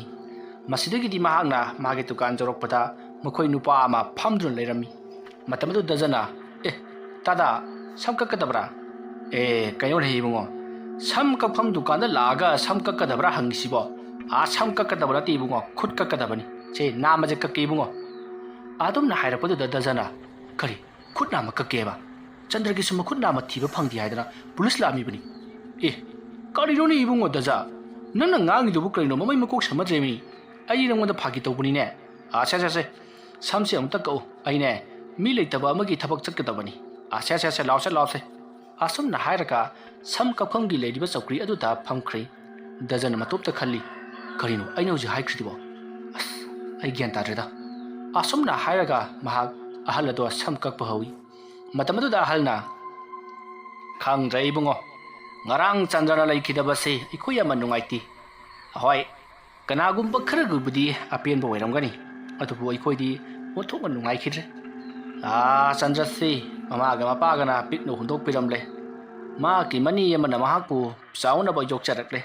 ꯃꯅꯦ ꯑꯗꯨꯁꯨ ꯃꯇꯝꯒꯤ ꯃꯇꯨꯡ ꯏꯟꯅ ꯃꯌꯨꯝ ꯃꯀꯩ ꯄꯥꯟꯈ꯭ꯔꯦ꯫ ꯃꯗꯨꯒꯤ ꯃꯇꯨꯡ ꯂꯨꯍꯣꯡꯕꯁꯨ ꯀꯨꯏꯗ꯭ꯔꯤꯕꯅꯤ ꯃꯥꯁꯤ꯫ ꯍꯧꯖꯤꯛ ꯃꯍꯥꯛꯀꯤ ꯅꯨꯄꯤꯗꯨ ꯑꯉꯥꯎꯕꯤꯒꯨꯝ ꯂꯩꯔꯗꯅ꯫ ꯆꯟꯗ꯭ꯔꯁꯤ ꯌꯥꯝꯅ ꯐꯕ ꯃꯤꯅꯤ꯫ ꯂꯩꯀꯥꯏ ꯑꯁꯤꯗ ꯊꯧꯗꯣꯛ ꯋꯥꯊꯣꯛ ꯑꯃ ꯊꯣꯛꯄꯗ ꯃꯍꯥꯛꯅ ꯃꯥꯡꯖꯤꯟ ꯊꯥꯗꯨꯅ ꯆꯦꯜꯂꯤꯕ ꯑꯉꯥꯡꯅꯤ꯫ ꯃꯗꯨꯒꯤꯁꯨ ꯃꯊꯛꯇ ꯉꯁꯤ ꯐꯥꯎꯕꯗ ꯀꯅꯥ ꯑꯃꯠꯇꯅ ꯂꯥꯟꯕ ꯅꯠꯇꯦ꯫ ꯃꯍꯥꯛꯀꯤ ꯄꯨꯛꯆꯦꯜ ꯑꯗꯨ ꯈꯪꯕꯅꯤꯅ ꯑꯩꯈꯣꯏꯒꯤ ꯈꯨꯜ ꯑꯁꯤꯒꯤ ꯃꯍꯥꯖꯣꯟ ꯑꯗꯨꯅꯁꯨ ꯃꯉꯣꯟꯗ ꯌꯥꯝꯂꯕ ꯁꯦꯟꯐꯝ ꯑꯗꯨ ꯄꯤꯗꯨꯅ ꯗꯨꯀꯥꯟ ꯑꯁꯤ ꯍꯥꯡꯍꯜꯂꯤꯕꯅꯤ ꯑꯗꯨꯕꯨ ꯈꯪꯗ꯭ꯔꯦ ꯌꯨ ꯉꯥꯎꯕꯗꯒꯤꯕꯨ ꯇꯧꯔꯤꯕ꯭ꯔꯥ ꯃꯤꯅꯕꯨ ꯍꯥꯠꯂꯤꯕ꯭ꯔꯥ ꯔꯦꯜ ꯒꯥꯔꯤꯅ ꯊꯣꯝꯗꯨꯅ ꯉꯔꯥꯡ ꯂꯩꯈꯤꯗ꯭ꯔꯦꯗꯅ ꯑꯗꯨꯁꯨ ꯃꯁꯥꯒꯤ ꯍꯛꯆꯥꯡꯒꯤ ꯁꯔꯨꯛ ꯈꯔꯗꯤ ꯊꯤꯕ ꯐꯪꯗ꯭ꯔꯤꯌꯦꯅ ꯍꯥꯏꯔꯤ ꯇꯝꯅꯔꯛꯄꯗꯤ ꯁꯣꯏꯗ꯭ꯔꯕꯅꯤ ꯇꯥꯗꯥ ꯑꯗꯨꯃꯥꯏꯅ ꯇ꯭ꯔꯦꯟꯅ ꯊꯣꯝꯕꯁꯤꯕꯨ ꯃꯤ ꯌꯥꯝꯅ ꯇꯝꯅꯕ꯭ꯔꯥꯅꯦ ꯀꯔꯤꯅꯣꯅꯦ ꯏꯕꯨꯡꯉꯣ ꯑꯗꯨꯒꯨꯝꯕꯁꯤꯗꯤ ꯌꯥꯝꯅ ꯇꯝꯅꯈ꯭ꯔꯤꯕꯁꯤ ꯌꯦꯡꯉꯨ ꯃꯍꯥꯛꯀꯤ ꯊꯋꯥꯏꯅ ꯁ꯭ꯋꯥꯏꯗꯒꯁꯦ ꯀꯣꯏꯆꯠ ꯆꯠꯇꯅ ꯂꯩꯔꯤ ꯄꯣꯠꯅꯤ ꯇꯥꯟ ꯆꯥꯗ꯭ꯔꯗꯤ ꯑꯁꯤꯗ ꯂꯩꯔꯤꯕ ꯆꯧꯀ꯭ꯔꯤ ꯑꯁꯤꯗ ꯐꯝꯂꯒ ꯏꯕꯥꯅꯤꯅ ꯁꯥꯟꯅꯔꯤꯕ ꯋꯥꯔꯤꯁꯤ ꯇꯥꯔꯝꯕꯁꯨ ꯌꯥꯔꯤꯕꯅꯤꯅꯦ ꯑꯗꯨꯝꯅ ꯍꯥꯏꯔꯛꯄ ꯑꯗꯨꯗ ꯗꯖꯗꯣ ꯆꯧꯀ꯭ꯔꯤ ꯑꯗꯨꯗ ꯃꯨꯟꯅ ꯌꯦꯡꯉꯛꯏ ꯃꯍꯥꯛꯅ ꯑꯗꯨꯝꯅ ꯃꯨꯟꯅ ꯌꯦꯡꯂꯨꯕ ꯑꯗꯨꯗ ꯆꯧꯀ꯭ꯔꯤꯗꯣ ꯒ꯭ꯔꯦꯛ ꯂꯥꯎꯅ ꯈꯪꯂꯦꯡ ꯂꯦꯡꯉꯛꯏ ꯑꯗꯨꯃ ꯂꯦꯡꯉꯛꯄꯗꯨꯗ ꯗꯖꯗꯣ ꯈꯪꯄ꯭ꯔꯦꯛ ꯈꯪꯗꯨꯅ ꯂꯥꯎꯈꯠꯂꯤ ꯃꯇꯝ ꯑꯗꯨꯗ ꯑꯍꯜ ꯑꯗꯨꯅ ꯍꯩ ꯀꯩꯗꯧꯔꯒꯦ ꯏꯕꯨꯡꯉꯣ ꯗꯖ ꯀꯩꯗꯧꯔꯒꯦ ꯅꯪꯕꯣ ꯑꯗꯨꯝꯅ ꯍꯥꯏꯔꯛꯄꯗꯨ ꯗꯖꯅ ꯇꯥꯗꯥ ꯀꯩꯁꯨ ꯇꯧꯗꯦꯗ ꯂꯣꯏꯔꯦ ꯇꯥꯗꯥꯒꯤ ꯁꯝ ꯀꯛꯄꯁꯤ ꯂꯣꯏꯔꯦ ꯂꯣꯏꯔꯕ꯭ꯔꯅꯦ ꯀꯗꯥꯏ ꯌꯥꯔꯦ ꯁꯤꯕꯨ ꯑꯣꯏꯔꯗꯤ ꯌꯥꯔꯦ ꯈꯔ ꯃꯟꯕꯗꯅꯤꯗ ꯁꯦ ꯀꯌꯥ ꯇꯥꯔꯕꯁꯦ ꯌꯥꯔꯦ ꯇꯥꯗꯥ ꯑꯩ ꯉꯁꯤꯒꯤꯗꯤ ꯁꯦꯜ ꯂꯧꯖꯔꯔꯣꯏ ꯍꯩ ꯀꯔꯤꯒꯤꯅꯣꯅꯦ ꯅꯪꯁꯨ ꯆꯟꯗ꯭ꯔꯒꯤ ꯃꯇꯧ ꯇꯝꯂꯕ꯭ꯔꯣ ꯆꯟꯗ꯭ꯔꯁꯤ ꯁꯝ ꯀꯛꯄꯒꯤ ꯄꯩꯁꯥ ꯂꯧꯗꯕ꯭ꯔꯣ ꯑꯃꯨꯛꯁꯦ ꯂꯧꯏ ꯑꯃꯨꯛꯁꯦ ꯂꯧꯗꯦ ꯈꯔ ꯂꯧꯗ ꯍꯥꯏꯗꯨꯅꯤꯗ ꯇꯣꯏꯅ ꯁꯝ ꯀꯛꯄ ꯂꯥꯛꯄ ꯃꯤꯒꯤꯗꯤ ꯃꯍꯥꯛ ꯂꯧꯗꯕꯅꯤ ꯁꯝꯁꯤꯕꯨ ꯄꯁꯥꯡꯒ ꯁꯥꯡꯕ꯭ꯔꯣ ꯏꯍꯦ ꯇꯣꯏꯅ ꯁꯝ ꯀꯛꯄ ꯍꯥꯏꯕꯗꯤ ꯁꯝ ꯀꯛꯐꯝꯗ ꯂꯥꯛꯇꯨꯅ ꯃꯥꯅ ꯃꯤ ꯄꯨꯔꯛꯄꯗꯣ ꯑꯗꯨꯕꯨꯅꯤꯗ ꯐꯔꯦ ꯅꯪ ꯂꯧꯔꯣꯏ ꯍꯥꯏꯕꯅꯤꯅ ꯑꯩ ꯆꯠꯂꯒꯦꯀꯣ ꯅꯪꯁꯨ ꯄꯨꯛꯆꯦꯜ ꯆꯥꯎꯔꯤꯗꯣ ꯌꯥꯝꯅ ꯐꯩ ꯅꯪ ꯀꯨꯏꯅꯅꯦ ꯄꯨꯟꯁꯤ ꯁꯥꯡꯅ ꯊꯕꯛ ꯑꯁꯦ ꯇꯧꯕ ꯉꯝꯒꯗꯧꯔꯤꯕꯅꯤ ꯍꯣꯏ ꯑꯁꯨꯝꯅ ꯍꯥꯏꯔꯝꯂꯒ ꯑꯍꯜ ꯑꯗꯣ ꯆꯠꯈ꯭ꯔꯤ ꯗꯖ ꯗꯨꯀꯥꯟ ꯑꯗꯨꯒꯤ ꯃꯅꯨꯡꯗ ꯀꯣꯔꯣꯛ ꯑꯣꯠꯇꯨꯅ ꯂꯩꯍꯧꯔꯤ ꯃꯁꯤꯗꯒꯤꯗꯤ ꯃꯍꯥꯛ ꯗꯨꯀꯥꯟ ꯑꯗꯨꯗ ꯂꯩꯕ ꯀꯤꯔꯛꯂꯤ ꯃꯔꯝꯗꯤ ꯃꯐꯝ ꯑꯗꯨꯋꯥꯏꯗꯁꯨ ꯆꯟꯗ꯭ꯔꯒꯤ ꯊꯋꯥꯏ ꯃꯤꯔꯦꯜ ꯂꯩꯔꯝꯕ ꯌꯥꯏ ꯍꯥꯏꯔꯝꯕ ꯑꯗꯨꯗ ꯃꯍꯥꯛ ꯀꯤꯕ ꯍꯧꯔꯛꯂꯕꯅꯤ ꯑꯗꯨꯝꯅ ꯃꯍꯥꯛꯅ ꯀꯤꯔꯤꯉꯩ ꯃꯇꯝ ꯑꯗꯨꯗ ꯃꯍꯥꯛꯀꯤ ꯗꯨꯀꯥꯟꯒꯤ ꯃꯊꯛꯀꯤ ꯖꯤꯡꯒ ꯑꯗꯨꯗ ꯀꯔꯤꯒꯨꯝꯕ ꯑꯃ ꯒꯣꯔꯣꯡ ꯂꯥꯎꯅ ꯇꯥꯔꯛꯏ ꯑꯗꯨꯝꯅ ꯇꯥꯔꯛꯄ ꯑꯗꯨꯗ ꯗꯖ ꯄꯥꯛꯊꯗꯨꯅ ꯃꯍꯥꯛ ꯀꯔꯤꯅꯣ ꯍꯥꯏꯗꯨꯅ ꯃꯍꯥꯛ ꯄꯔꯞ ꯊꯣꯛꯇꯨꯅ ꯃꯊꯛꯇ ꯌꯦꯡꯈꯠꯂꯤ ꯃꯇꯝ ꯑꯗꯨꯗ ꯍꯧꯗꯣꯡ ꯑꯃ ꯀꯨꯟꯗꯨꯅ ꯂꯩꯔꯝꯃꯤ ꯃꯇꯝ ꯑꯗꯨꯗ ꯗꯖꯅ ꯃꯁꯤꯒꯤ ꯍꯧꯗꯣꯡꯁꯦ ꯑꯃꯨꯛ ꯂꯥꯛꯑꯦꯅꯦ ꯃꯁꯤ ꯍꯦꯛ ꯂꯥꯛꯑꯕ ꯑꯩꯒꯤ ꯗꯥꯎꯁꯤ ꯌꯥꯗꯕꯅꯦꯕꯁꯦ ꯍꯩ ꯍꯧꯗꯣꯡ ꯑꯁꯨꯝꯅ ꯇꯥꯜꯂꯤ ꯃꯇꯝ ꯑꯗꯨꯗ ꯍꯧꯗꯣꯡ ꯑꯗꯨꯅ ꯗꯖꯗ ꯃꯨꯟꯅ ꯌꯦꯡꯂꯒ ꯈꯣꯡꯉꯤ ꯃꯇꯝ ꯑꯗꯨꯗ ꯗꯖꯅ ꯅꯪꯒꯤ ꯅꯨꯡꯁꯥ ꯌꯥꯏꯕꯗꯨ ꯀꯗꯥꯏꯗꯅꯣꯃ ꯌꯥꯏꯔꯨꯆꯣ ꯃꯤꯒꯤ ꯗꯨꯀꯥꯟ ꯃꯊꯛ ꯑꯁꯤꯗ ꯀꯥꯈꯠꯂꯒ ꯃꯥꯅ ꯅꯨꯡꯁꯥ ꯌꯥꯏꯗꯅꯒ ꯇꯧꯔꯤꯁꯤ ꯌꯦꯡꯅꯤ ꯆꯠꯂꯣꯅꯦ ꯅꯪꯕꯣ ꯑꯁꯨꯝꯅ ꯇꯥꯟꯕ ꯑꯗꯨꯗ ꯍꯧꯗꯣꯡ ꯑꯗꯨꯅ ꯗꯖꯗ ꯑꯣꯟꯁꯤꯟꯗꯨꯅ ꯈꯣꯡꯂꯝꯂꯒ ꯃꯍꯥꯛ ꯃꯅꯥꯛ ꯑꯗꯨꯗ ꯍꯧꯔꯤꯕ ꯍꯩꯅꯧ ꯄꯥꯝꯕꯤ ꯑꯃꯗ ꯆꯣꯡꯈꯠꯂꯒ ꯃꯍꯥꯛ ꯑꯗꯨꯃꯛ ꯀꯨꯝꯂꯒ ꯆꯠꯈ꯭ꯔꯤ ꯃꯇꯝ ꯑꯗꯨꯗ ꯗꯖꯅ ꯃꯌꯥ ꯑꯁꯤ ꯍꯤꯒꯠꯂꯒ ꯎꯁꯤꯠꯇꯕꯒꯁꯨ ꯇꯧꯔꯝꯂꯤ ꯇꯥꯟꯅꯔ ꯀꯥꯎꯔꯗꯤ ꯃꯁꯤ ꯃꯇꯠ ꯇꯠꯀꯅꯤꯁꯦ ꯑꯗꯨꯝꯅ ꯗꯖꯅ ꯍꯥꯏꯔꯨꯕꯗꯨꯗ ꯍꯧꯗꯣꯡꯗꯣ ꯗꯖꯔꯣꯝꯗ ꯌꯦꯡꯉꯛꯇꯨꯅ ꯇꯨꯃꯤꯟꯅ ꯂꯩ ꯃꯇꯝ ꯑꯗꯨ ꯗꯖꯅ ꯃꯁꯤꯕꯨ ꯑꯩꯅ ꯉꯥꯡꯉꯤꯕꯁꯤ ꯈꯪꯕ ꯆꯠꯂꯅꯦ ꯍꯧꯗꯣꯡ ꯑꯗꯨꯝꯅ ꯍꯥꯏꯕꯗꯨꯗ ꯍꯧꯗꯣꯡꯗꯣ ꯑꯃ ꯂꯩꯊꯣꯛꯂꯒ ꯇꯞꯅ ꯑꯗꯨꯃꯛ ꯆꯠꯈ꯭ꯔꯤ ꯍꯧꯗꯣꯡ ꯑꯗꯨꯅ ꯑꯗꯨꯝꯅ ꯍꯦꯛ ꯆꯠꯈꯤꯕꯒ ꯇ꯭ꯔꯦꯟ ꯒꯥꯔꯤ ꯑꯗꯣ ꯌꯥꯝꯅ ꯌꯥꯡꯅ ꯊꯧꯗꯨꯅ ꯆꯠꯈꯤ ꯃꯇꯝ ꯑꯗꯨ ꯗꯖꯅ ꯇ꯭ꯔꯦꯟ ꯒꯥꯔꯤꯒꯤ ꯃꯈꯣꯜ ꯑꯗꯨ ꯇꯥꯕꯗ ꯃꯁꯥꯗ ꯌꯥꯝꯅ ꯍꯩꯅꯗꯕ ꯑꯀꯤꯕ ꯑꯃ ꯐꯥꯎꯕꯒꯨꯝ ꯇꯧꯏ ꯃꯁꯤꯗꯒꯤꯗꯤ ꯃꯍꯥꯛ ꯗꯨꯀꯥꯟ ꯃꯅꯨꯡ ꯑꯗꯨꯗ ꯆꯪꯂꯛꯂꯒ ꯇ꯭ꯔꯦꯟ ꯒꯥꯔꯤ ꯑꯗꯨꯅ ꯆꯦꯜꯂꯤꯕꯗꯣ ꯌꯦꯡꯗꯨꯅ ꯂꯩ ꯇ꯭ꯔꯦꯟ ꯒꯥꯔꯤ ꯑꯗꯨꯁꯨ ꯁ꯭ꯇꯦꯁꯟ ꯑꯃ ꯂꯩꯔꯤꯕꯅꯤꯅ ꯃꯐꯝ ꯑꯗꯨꯗ ꯈꯥꯝꯅꯕꯒꯤ ꯈꯔ ꯇꯞꯊꯔꯛꯄ ꯃꯇꯝꯅꯤ ꯃꯇꯝ ꯑꯗꯨꯗ ꯇ꯭ꯔꯦꯟ ꯒꯥꯔꯤ ꯑꯗꯨꯒꯤ ꯃꯅꯨꯡꯗ ꯆꯟꯗ꯭ꯔ ꯇꯣꯡꯗꯨꯅ ꯌꯥꯎꯈꯤꯕꯗꯣ ꯗꯖꯅ ꯍꯥꯏꯐꯦꯠ ꯎꯍꯧꯔꯤ ꯆꯟꯗ꯭ꯔꯒꯤ ꯁꯛꯇꯝ ꯑꯗꯨꯁꯨ ꯃꯃꯥꯏ ꯃꯃꯤꯠ ꯄꯨꯝꯅꯃꯛ ꯄꯨꯡꯀꯥꯏ ꯀꯥꯏꯔꯤ ꯏꯅ ꯃꯁꯥ ꯄꯨꯝꯅꯃꯛ ꯄꯨꯡꯂꯨꯞ ꯂꯨꯞꯄꯤ ꯃꯗꯨ ꯎꯕꯗꯨꯗ ꯗꯖ ꯈꯪꯄ꯭ꯔꯦꯛ ꯈꯪꯗꯨꯅ ꯇ꯭ꯔꯦꯟ ꯒꯥꯔꯤꯗ ꯆꯟꯗ꯭ꯔ ꯌꯥꯎꯈ꯭ꯔꯦ ꯍꯥꯏꯗꯨꯅ ꯃꯍꯥꯛ ꯀꯣꯏꯂꯥꯎ ꯂꯥꯎꯏ ꯑꯗꯨꯕꯨ ꯃꯍꯥꯛꯅ ꯂꯥꯎꯔꯤꯕꯗꯣ ꯀꯅꯥ ꯑꯃꯠꯇꯅ ꯇꯥꯗꯦ ꯃꯁꯤꯗꯒꯤꯗꯤ ꯗꯖꯅ ꯈꯜꯂꯤ ꯑꯩꯒꯤ ꯋꯥꯈꯜ ꯑꯣꯏꯔ ꯃꯥꯜꯂꯦꯗ ꯑꯩꯁꯤꯕꯨ ꯀꯔꯤꯅꯨꯡꯒꯤꯅꯣ ꯍꯥꯏꯕꯗꯨ ꯌꯧꯗꯧꯔꯤꯕ꯭ꯔꯥ ꯅꯠꯇ꯭ꯔꯒꯅ ꯑꯩꯕꯨ ꯉꯜꯂꯤꯉꯩꯁꯤꯗ ꯃꯥꯏꯕꯤꯔꯝ ꯇꯥꯟꯅꯧꯕꯅ ꯐꯒꯗ꯭ꯔꯥ ꯃꯗꯨꯅ ꯐꯒꯅꯤ ꯑꯗꯨꯗꯤ ꯑꯩ ꯃꯐꯝꯁꯤ ꯂꯣꯏꯁꯤꯜꯂꯒꯦ ꯑꯗꯨꯒ ꯑꯩ ꯃꯥꯏꯕꯤ ꯇꯥꯟꯅꯔꯨꯕꯅ ꯐꯒꯅꯤ ꯑꯁꯣꯝꯅ ꯗꯖꯅ ꯗꯨꯀꯥꯟ ꯑꯗꯣ ꯊꯣꯡ ꯂꯣꯟꯒꯦ ꯍꯥꯏꯗꯨꯅ ꯇꯧꯔꯤꯉꯩ ꯃꯈꯣꯏ ꯅꯨꯄꯥ ꯈꯔ ꯂꯥꯛꯂꯤ ꯑꯗꯨꯒ ꯗꯖꯗ ꯗꯖ ꯅꯪꯕꯨ ꯗꯨꯀꯥꯟ ꯂꯣꯜꯂꯒꯦ ꯍꯥꯏꯔꯤꯕ꯭ꯔꯥꯅꯦ ꯍꯣꯏ ꯑꯩ ꯊꯕꯛ ꯑꯃ ꯆꯠꯀꯦ ꯇꯧꯕ ꯌꯥꯗꯦ ꯁꯦ ꯑꯩꯒꯤꯁꯨꯅꯦ ꯍꯥꯏꯐꯦꯠ ꯇꯝꯍꯜꯂꯝꯃꯨ ꯑꯩꯅꯦ ꯊꯕꯛ ꯑꯃ ꯆꯠꯀꯗꯕꯅꯤ ꯁꯝꯅꯥꯁꯤ ꯁꯥꯡꯃꯟꯈ꯭ꯔꯕ ꯑꯁꯣꯝꯅ ꯍꯥꯏꯔꯛꯄꯗꯨꯗ ꯗꯖ ꯎꯄꯥꯏ ꯂꯩꯇꯅ ꯊꯣꯡ ꯑꯗꯣ ꯑꯃꯨꯛ ꯍꯥꯡꯂꯤ ꯑꯗꯨꯒ ꯃꯈꯣꯏꯁꯤꯡ ꯑꯗꯣ ꯃꯁꯝ ꯀꯛꯂꯤ ꯃꯈꯣꯏꯁꯤꯡ ꯑꯗꯨꯅ ꯑꯃꯒ ꯋꯥꯔꯤ ꯁꯥꯟꯅꯔꯤꯕ ꯋꯥꯔꯤꯗꯣ ꯆꯟꯗ꯭ꯔꯒꯤ ꯃꯔꯝꯗꯅꯤ ꯆꯟꯗ꯭ꯔꯒꯤ ꯃꯔꯝꯗ ꯋꯥꯔꯤ ꯁꯥꯔꯛꯄ ꯑꯁꯦ ꯗꯖꯒꯤꯗꯤ ꯈ꯭ꯋꯥꯏꯗꯒꯤ ꯍꯩꯅꯗꯕ ꯑꯀꯤꯕ ꯍꯥꯏꯕꯗꯣ ꯑꯣꯏꯔꯕꯅꯤ ꯑꯗꯨꯕꯨ ꯃꯍꯥꯛ ꯍꯥꯏꯔꯨꯕꯗꯤ ꯌꯥꯗꯕꯅꯤꯅ ꯇꯨꯃꯤꯟꯅ ꯑꯗꯨꯃꯛ ꯇꯥꯔꯤ ꯃꯇꯝ ꯑꯗꯨꯗ ꯅꯨꯄꯥ ꯑꯃꯅ ꯆꯟꯗ꯭ꯔꯅ ꯍꯟꯗꯛ ꯂꯩꯈꯤꯗꯕꯗꯨ ꯃꯥꯕꯨ ꯃꯤꯑꯣꯏ ꯈꯔꯅ ꯂꯧꯇꯨꯅꯔꯒ ꯍꯥꯠꯄ ꯁꯣꯏꯗꯅ ꯑꯣꯏꯔꯝꯒꯅꯤ ꯍꯥꯏꯗꯅ ꯄꯨꯂꯤꯁꯅ ꯍꯥꯏꯔꯛꯏ ꯍꯥꯏꯅꯦ꯫ ꯑꯣ ꯑꯣꯏꯔꯝꯕꯁꯨ ꯌꯥꯏ꯫ ꯆꯟꯗ꯭ꯔꯅ ꯍꯟꯗꯛ ꯃꯍꯥꯛꯀꯤ ꯗꯨꯀꯥꯟ ꯑꯃ ꯍꯥꯡꯕꯁꯤ ꯃꯤ ꯀꯌꯥꯅꯗꯤ ꯌꯥꯅꯤꯡꯗꯕꯅꯤ, ꯃꯐꯝ ꯑꯁꯤꯗ ꯗꯨꯀꯥꯟ ꯐꯝꯕ ꯍꯥꯏꯕꯁꯤ ꯌꯥꯝꯅ ꯐꯠꯇꯦ ꯍꯥꯏꯗꯅ꯫ ꯑꯗꯨꯗꯨꯒ ꯀꯅꯥꯅꯣ ꯃꯃꯥꯟꯅꯕ ꯑꯃꯅꯁꯨ ꯃꯐꯝ ꯑꯁꯤ ꯂꯩꯐꯝꯅꯤ ꯐꯝꯂꯨꯅꯨ ꯍꯥꯏꯔꯝꯃꯦ ꯍꯥꯏꯗꯅ ꯍꯥꯏꯐꯦꯠ ꯄꯜꯂꯤ꯫ ꯃꯃꯥꯟꯅꯕꯗꯨꯅ ꯀꯅꯥ ꯑꯣꯏꯔꯕꯖꯥꯠꯅꯣ ꯈꯪꯗ꯭ꯔꯦ꯫ ꯑꯔꯥꯟꯕꯅꯕꯨ ꯑꯆꯨꯝꯕꯒꯤ ꯃꯃꯥꯡꯗ ꯀꯌꯥꯝ ꯀꯨꯏꯅꯗꯤ ꯂꯦꯞꯄꯨꯒꯅꯤ? ꯄꯨꯂꯤꯁꯅ ꯁꯣꯏꯗꯅ ꯐꯥꯒꯠꯈ꯭ꯔꯗꯧ ꯄꯣꯠꯅꯤꯗ꯫ ꯍꯦꯔꯥ ꯀꯗꯥꯏꯗꯒꯤ ꯋꯥꯅꯣꯗ, ꯍꯧꯖꯤꯛ ꯃꯇꯝꯒꯤ ꯄꯨꯂꯤꯁꯇꯕꯨ ꯉꯥ ꯆꯥꯅꯅꯕ ꯁꯦꯟ ꯈꯔ ꯕꯟꯗꯜ ꯕꯟꯗꯜ ꯂꯪꯁꯤꯟꯈꯤꯕꯗ ꯇꯨꯃꯤꯟꯅ ꯑꯗꯨꯃꯛ ꯂꯩꯈ꯭ꯔꯗꯧꯗꯨꯕꯣ? ꯍꯣꯏ ꯑꯗꯨꯃꯥꯏꯅꯗꯤ ꯍꯥꯏꯅꯨꯍꯦ꯫ ꯍꯟꯗꯛ ꯂꯥꯛꯏꯕ ꯄꯨꯂꯤꯁ ꯑꯣꯐꯤꯁꯥꯔꯁꯤꯗꯤ ꯑꯗꯨꯒꯨꯝꯕ ꯁꯦꯟꯖꯥ ꯊꯨꯝꯖꯥ ꯑꯃꯠꯇ ꯌꯥꯗꯦ ꯍꯥꯏꯕꯅꯤ꯫ ꯑꯗꯨꯒ ꯃꯍꯥꯛꯅ ꯇꯥꯔꯨꯕ ꯄꯣꯁꯇꯤꯡ ꯃꯐꯝ ꯈꯨꯗꯤꯡꯃꯛꯇ ꯃꯥꯒꯤ ꯑꯣꯏꯕ ꯀꯦꯁ ꯑꯃꯠꯇ ꯅꯝꯁꯤꯟꯗꯨꯅ ꯊꯅꯝꯗꯦ ꯍꯥꯏꯕꯅꯤꯀꯣ꯫ ꯈꯔ ꯁꯥꯊꯤꯕꯁꯨ ꯃꯥꯜꯂꯤ꯫ ꯃꯤ ꯍꯥꯠꯄꯒꯁꯤ ꯃꯥꯗꯤ ꯄꯨꯔꯥ ꯑꯩꯈꯣꯏꯒꯤ ꯉꯥ ꯃꯆꯥ ꯍꯥꯠꯄꯗꯧꯅ ꯍꯥꯠꯂꯦ ꯍꯥꯏꯅꯦ꯫ ꯍꯨꯔꯥꯟ ꯆꯤꯟꯊꯤ ꯇꯧꯕ, ꯂꯨꯠꯄꯥꯠ ꯇꯧꯕ, ꯃꯤꯍꯥꯠ ꯃꯤꯄꯨꯟ ꯇꯧꯕꯁꯤꯡꯗꯤ ꯍꯪꯉꯣꯏ ꯇꯣꯡꯁꯥꯡ ꯃꯈꯣꯡꯗ ꯄꯥꯏꯔꯒ ꯆꯩꯇꯦꯛꯇ ꯍꯥꯏꯗꯠꯄꯒꯨꯝ ꯍꯥꯏꯗꯠꯇꯅ ꯍꯥꯠꯂꯤ ꯍꯥꯏꯔꯤ꯫ ꯃꯤ ꯑꯃ ꯍꯥꯠꯂꯨꯕꯒꯤ ꯃꯤ ꯑꯃ ꯐꯥꯔꯦ, ꯐꯥꯔꯕ ꯃꯤꯗꯣ ꯑꯃꯨꯛ ꯃꯍꯥꯛꯅ ꯍꯥꯠꯂꯦ꯫ ꯑꯗꯨꯗꯤ ꯃꯤ ꯍꯥꯠꯄ ꯆꯤꯡꯗ꯭ꯔꯤꯕ ꯃꯥꯁꯨ? ꯏꯍꯦ, ꯑꯗꯣꯝꯗ ꯈꯜꯂꯨꯅꯣꯃꯤ, ꯄꯨꯂꯤꯁꯅ ꯃꯤ ꯍꯥꯠꯄꯗꯤ ꯍꯥꯠꯇꯕ ꯆꯤꯡꯏ, ꯃꯤ ꯍꯥꯠꯄ ꯆꯤꯡꯗꯦꯀꯣ, ꯗꯟꯗꯤ ꯄꯤꯕ ꯆꯤꯡꯏ꯫ ꯌꯦꯡꯉꯣ, ꯑꯩꯈꯣꯏꯒꯤ ꯃꯃꯥꯡꯒꯤꯗ ꯑꯩꯈꯣꯏꯒꯤ ꯈꯨꯔꯥꯇꯣꯟ ꯑꯃ ꯂꯩꯔꯝꯃꯤ꯫ ꯃꯍꯥꯛꯅ ꯌꯥꯝꯅ ꯄꯥꯝꯖꯕ ꯅꯨꯄꯤꯗꯨ ꯑꯇꯣꯞꯄ ꯅꯨꯄꯥ ꯄꯩꯁꯥ ꯄꯥꯏꯕ ꯈꯔꯅ ꯐꯥꯈ꯭ꯔꯦ꯫ ꯃꯗꯨ ꯐꯥꯈꯤꯕꯗꯨ ꯑꯩꯈꯣই ꯈꯨꯔꯥꯇꯣꯟꯗꯨ ꯀꯔꯤꯝꯇ ꯁꯥꯎꯕ ꯂꯩꯇꯦ꯫ ꯃꯗꯨꯕꯨ ꯅꯨꯄꯤ ꯑꯗꯨ ꯐꯥꯈ꯭ꯔꯕ ꯃꯇꯨꯡ ꯅꯨꯄꯤ ꯑꯗꯨ ꯃꯇꯝ ꯈꯔ ꯂꯩꯔꯝꯂꯒ ꯃꯈꯣꯏ ꯃꯌꯥꯝꯅ ꯍꯥꯠꯇꯣꯛꯈ꯭ꯔꯦꯗꯅ꯫ ꯃꯗꯨꯗꯒꯤ ꯈꯨꯔꯥꯇꯣꯟꯅ ꯁꯥꯎꯗꯨꯅ ꯅꯨꯄꯤ ꯑꯗꯨꯕꯨ ꯍꯥꯠꯂꯤꯕ ꯃꯤꯑꯣꯏꯁꯤꯡꯗꯨꯕꯨ ꯃꯊꯪ ꯃꯊꯪ ꯍꯥꯠꯂꯤ꯫ ꯃꯤꯁꯤꯡꯗꯨ ꯍꯥꯠꯂꯨꯕꯒꯤ ꯆꯩꯔꯥꯛꯇ ꯑꯩꯈꯣই ꯈꯨꯔꯥꯇꯣꯟ ꯍꯧꯖꯤꯛ ꯐꯥꯎꯕ ꯖꯦꯜꯗ ꯂꯩꯔꯤꯕꯅꯤ꯫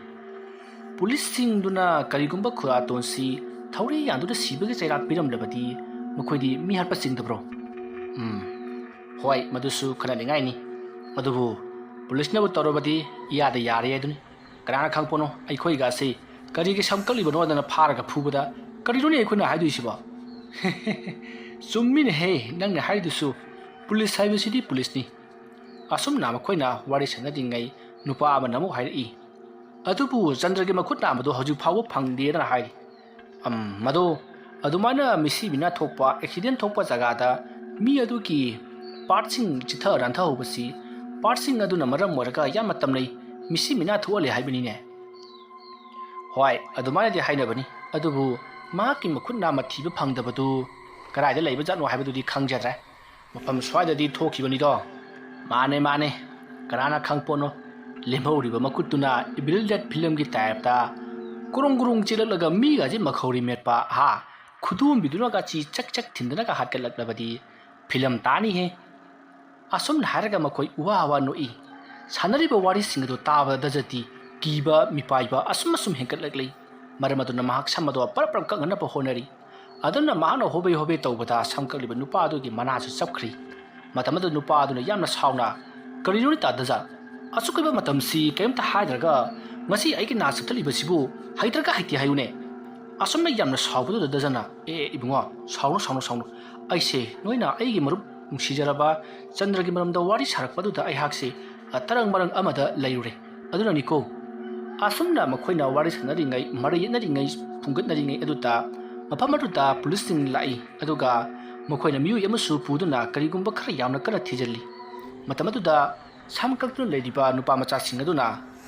ꯀꯔꯤꯅꯣꯅꯦ ꯄꯨꯂꯤꯁꯁꯤꯡ ꯑꯁꯤꯅ ꯉꯁꯥꯏ ꯑꯌꯨꯛꯁꯨ ꯂꯥꯛꯑꯝꯃꯤ, ꯍꯧꯖꯤꯛꯁꯨ ꯂꯥꯛꯑꯒ ꯊꯤꯔꯤꯕꯁꯤꯕꯣ?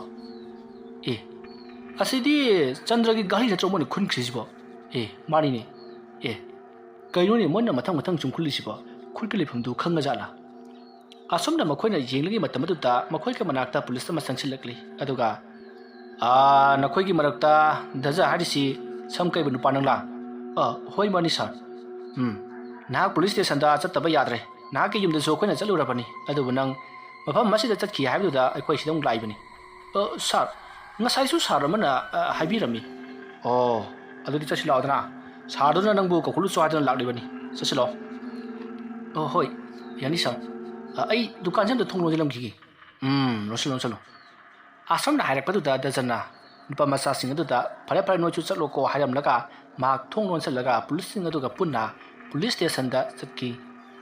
ꯄꯨꯂꯤꯁ ꯁ꯭ꯇꯦꯁꯟ ꯌꯧꯔꯕꯗ ꯄꯨꯂꯤꯁꯁꯤꯡ ꯑꯗꯨꯅ ꯗꯖꯠꯇ ꯋꯥꯍꯪ ꯀꯌꯥ ꯑꯃ ꯍꯪꯂꯤ꯫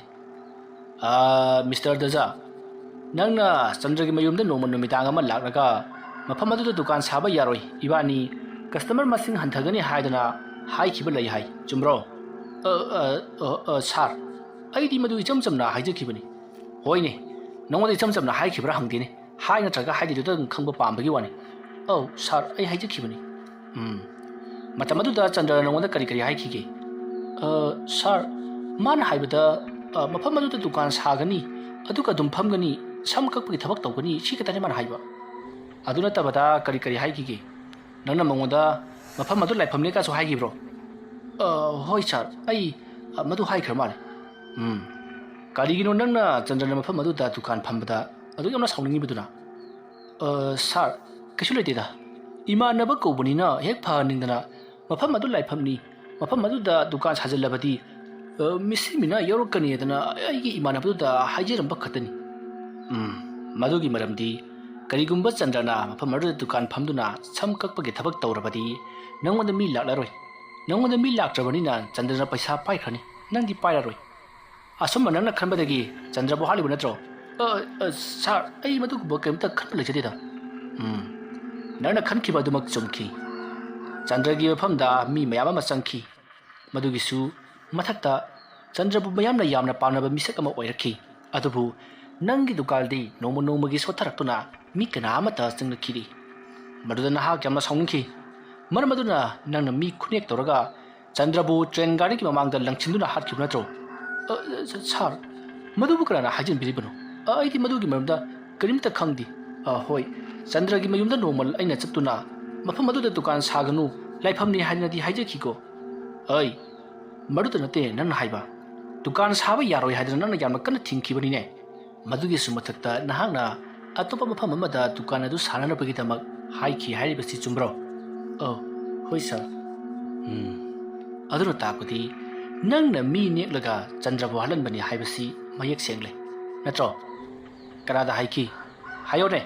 kanada nangna mi do halu haidana injingige aduga plan do kana yatpano sir aina hajiribasi asengmani ai Chandra gida karigumba wai khara hairabadani ai Chandra gi misi asida karimta khangdi karimta khangdi nayale adu da lichaina kara lakrabadi na khanga kadro sir adumai tawbino asengma do khanga kanda aibu phabiyo Chandra ga ai ga wari watai khara saduna umkhana ki haidana bu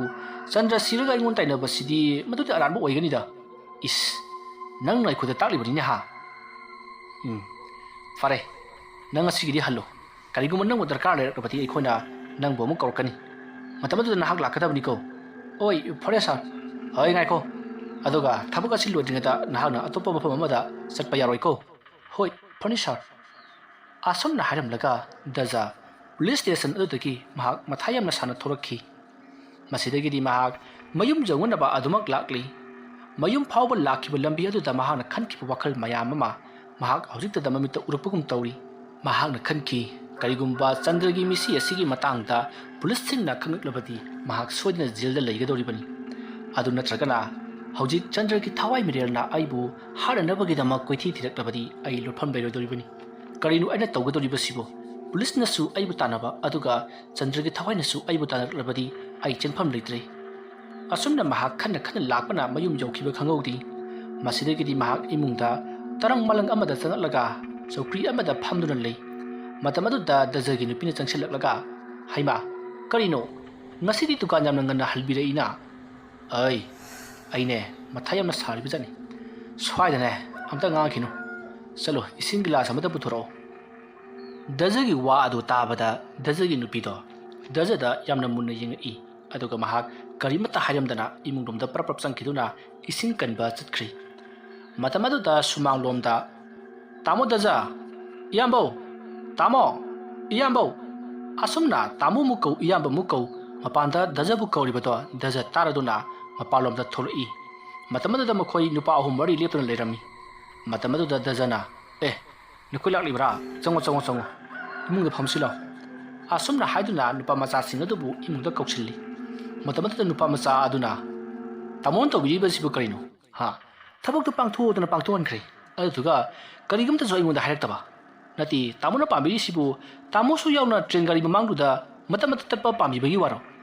ibungo ꯑꯗꯨꯃꯥꯏꯅ ꯍꯥꯏꯒꯅꯨꯀꯣ ꯅꯈꯣꯏꯅ ꯊꯕꯛ ꯄꯥꯡꯊꯣꯛꯂꯤꯕꯗꯣ ꯉꯔꯥꯡꯅꯤ ꯉꯁꯤ ꯁꯦꯟꯗꯣ ꯀꯣꯛ ꯄꯤꯔꯒ ꯂꯣꯏꯔꯦ ꯁꯦ ꯅꯣꯏ ꯉꯥꯏꯍꯥꯛꯇꯪ ꯐꯝꯃꯨꯀꯣ ꯑꯩ ꯁꯦꯟꯗꯣ ꯂꯧꯊꯣꯛꯂꯨꯒꯦ ꯑꯗꯨꯒ ꯉꯥꯏꯀꯣ ꯅꯣꯏꯗ ꯑꯩꯅ ꯍꯪꯅꯤꯡꯕ ꯋꯥꯐꯝ ꯑꯃ ꯂꯩ ꯄꯨꯂꯤꯁꯅ ꯑꯩꯕꯨ ꯌꯥꯝꯅ ꯀꯟꯅ ꯆꯤꯡꯅꯈ꯭ꯔꯤ ꯃꯔꯝ ꯑꯗꯨꯅ ꯑꯩꯕꯨ ꯃꯈꯣꯏꯅ ꯉꯁꯤ ꯄꯨꯂꯤꯁ ꯁ꯭ꯇꯦꯁꯟꯗ ꯀꯧꯈꯠꯇꯨꯅ ꯏꯍꯪ ꯄꯥꯎꯍꯧꯅꯤ ꯀꯔꯤꯒꯨꯝꯕ ꯃꯈꯣꯏꯅ ꯑꯩꯕꯨ ꯐꯥꯔꯕ ꯑꯃꯗꯤ ꯏꯕꯤꯗꯦꯟꯁ ꯄꯨꯊꯣꯔꯛꯂꯕꯗꯤ ꯅꯈꯣꯏꯁꯨ ꯆꯦꯟꯅꯔꯛꯀꯗꯧꯔꯤꯕꯅꯤ ꯃꯔꯝ ꯑꯗꯨꯅ ꯅꯈꯣꯏꯁꯨ ꯈꯔ ꯆꯦꯛꯁꯤꯜꯂꯨ ꯏꯌꯥꯝꯕ ꯃꯗꯨꯒꯤꯗꯃꯛꯇ ꯑꯩꯈꯣꯏ ꯊꯣꯏꯗꯣꯛꯇꯤ ꯑꯩꯈꯣꯏꯗꯤ ꯊꯕꯛ ꯑꯁꯤꯒꯤ ꯃꯇꯥꯡꯗ ꯁꯤꯒꯨꯝꯕ ꯊꯕꯛ ꯑꯁꯤ ꯃꯌꯥꯝ ꯑꯃ ꯇꯧꯈ꯭ꯔꯕꯅꯤ ꯑꯗꯨꯒ ꯊꯕꯛ ꯑꯁꯤꯒꯤ ꯃꯇꯥꯡꯗ ꯑꯩꯈꯣꯏꯅ ꯀꯔꯤꯝꯇ ꯆꯤꯡꯅꯕ ꯂꯩꯇꯦ ꯄꯨꯂꯤꯁꯁꯤꯡꯅ ꯍꯪꯉꯛꯄꯗ ꯀꯔꯝꯅ ꯈꯨꯝꯕ ꯀꯩꯗꯧꯒꯗꯕ ꯍꯥꯏꯕꯗꯣ ꯑꯩꯈꯣꯏ ꯍꯥꯟꯅ ꯂꯣꯏꯅꯃꯛ ꯈꯪꯉꯤ ꯀꯩꯗꯧꯔꯒꯦ ꯀꯥꯟꯗꯦ ꯑꯩꯈꯣꯏꯒꯤ ꯁꯦꯟꯗꯣ ꯄꯨꯊꯣꯛꯄꯤꯔꯣꯅꯦ ꯑꯁꯨꯝꯅ ꯍꯥꯏꯔꯛꯄꯗꯨꯗ ꯗꯖꯅ ꯍꯣꯏ ꯍꯝꯃꯨ ꯍꯥꯏꯔꯝꯂꯒ ꯃꯍꯥꯛ ꯃꯥꯒꯤ ꯀꯥꯗ ꯆꯪꯈ꯭ꯔꯤ ꯑꯗꯨꯒ ꯁꯦꯟꯐꯝ ꯈꯔ ꯄꯨꯊꯣꯔꯛꯇꯨꯅ ꯅꯨꯄꯥ ꯃꯆꯥꯁꯤꯡ ꯑꯗꯨꯗ ꯄꯤꯔꯤ ꯃꯁꯤꯗꯒꯤꯗꯤ ꯅꯨꯄꯥ ꯃꯆꯥꯁꯤꯡ ꯑꯗꯨꯅ ꯁꯦꯟꯐꯝ ꯑꯗꯣ ꯄꯥꯏꯔꯒ ꯆꯠꯈꯤꯒꯦ ꯇꯧꯏ ꯃꯇꯝ ꯑꯗꯨꯗ ꯗꯖꯅ ꯑꯗꯣ ꯏꯕꯨꯡꯉꯣ ꯉꯥꯏꯈꯣ ꯄꯨꯂꯤꯁꯁꯤꯡꯅ ꯑꯩꯉꯣꯟꯗ ꯏꯟꯇ꯭ꯔꯣꯒꯦꯁꯟ ꯇꯧꯗꯨꯅ ꯇꯛꯀꯠꯂꯛꯂꯕꯗꯤ ꯑꯩꯗꯤ ꯈꯨꯝꯐꯝ ꯈꯪꯉꯔꯣꯏ ꯀꯔꯝꯍꯥꯏꯅ ꯇꯧꯁꯤꯒꯦ ꯇꯥꯃꯣ ꯃꯗꯨꯗꯤ ꯇꯥꯃꯣꯒꯤ ꯋꯥꯈꯜꯅꯤ ꯇꯥꯃꯣꯅ ꯉꯝꯅꯕ ꯊꯦꯡꯅꯕ ꯇꯥꯕꯅꯤ ꯑꯩꯈꯣꯏꯗ ꯂꯥꯛꯂꯒꯅ ꯑꯩꯈꯣꯏꯅ ꯊꯣꯛꯄ ꯊꯦꯡꯅꯖꯒꯅꯤ ꯏꯕꯨꯡꯉꯣ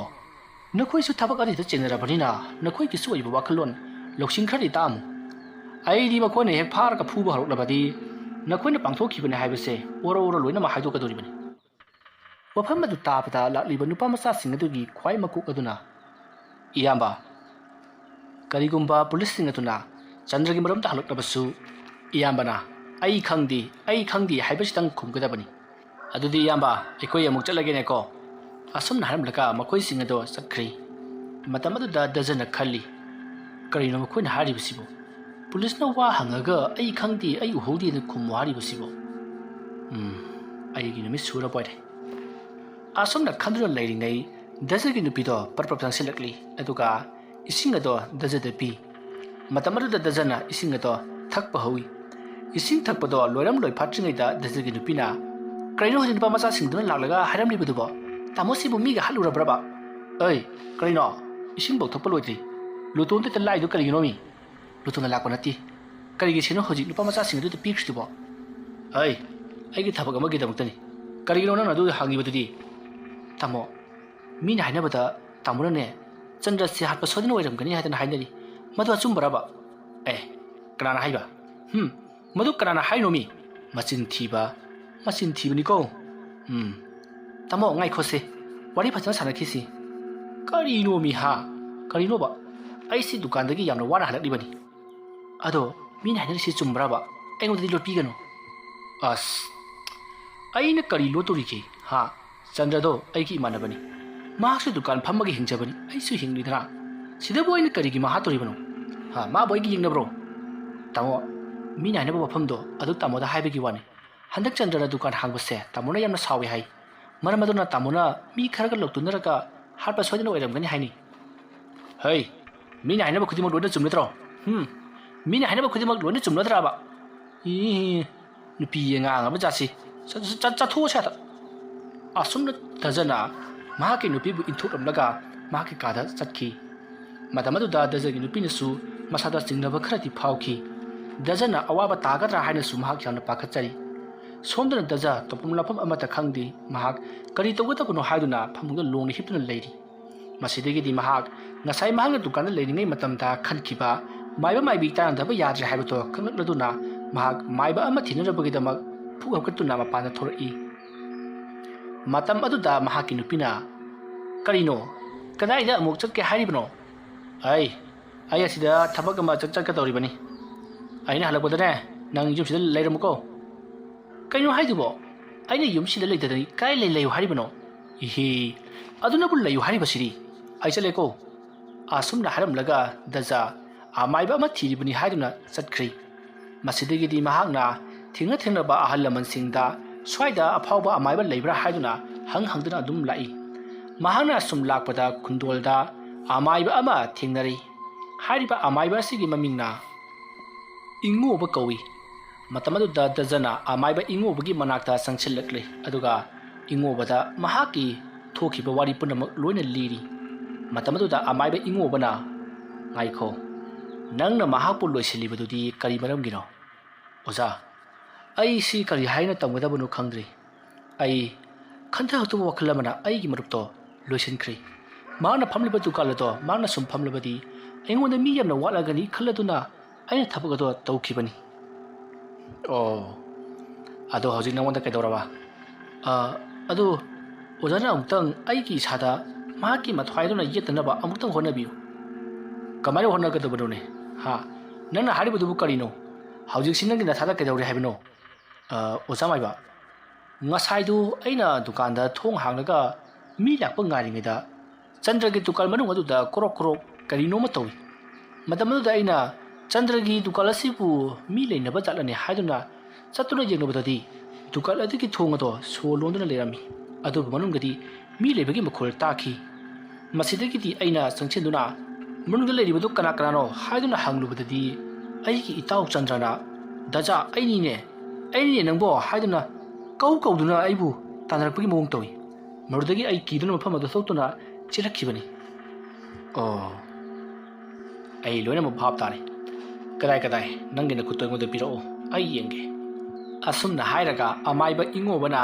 ꯗꯥꯖꯥꯒꯤ ꯃꯈꯨꯠ ꯑꯗꯨ ꯄꯥꯏꯗꯨꯅ ꯃꯤꯍꯨꯟ ꯊꯥꯍꯨꯟ ꯈꯔ ꯌꯦꯡꯉꯤ꯫ ꯑꯗꯨꯝꯅ ꯌꯦꯡꯂꯨꯕ ꯃꯇꯝꯗꯒꯤꯗꯤ ꯍꯧꯖꯤꯛꯇꯤ ꯃꯍꯥꯛꯅ ꯈꯪꯂꯦ ꯗꯥꯖꯥ ꯍꯥꯏꯔꯤꯕ ꯅꯨꯄꯥꯁꯦ ꯀꯜꯂꯛ ꯈꯝꯕꯟ ꯌꯥꯝꯅ ꯆꯥꯎꯕ, ꯃꯥꯒꯤ ꯑꯣꯏꯖꯕꯕꯨ ꯐꯪꯅꯤ ꯍꯥꯏꯔꯕꯗꯤ ꯃꯤ ꯑꯃꯕꯨ ꯍꯥꯠꯇꯣꯛꯄꯗ ꯀꯔꯤꯃꯠꯇ ꯑꯀꯤꯕ ꯂꯩꯇꯕ ꯅꯨꯄꯥꯅꯤ꯫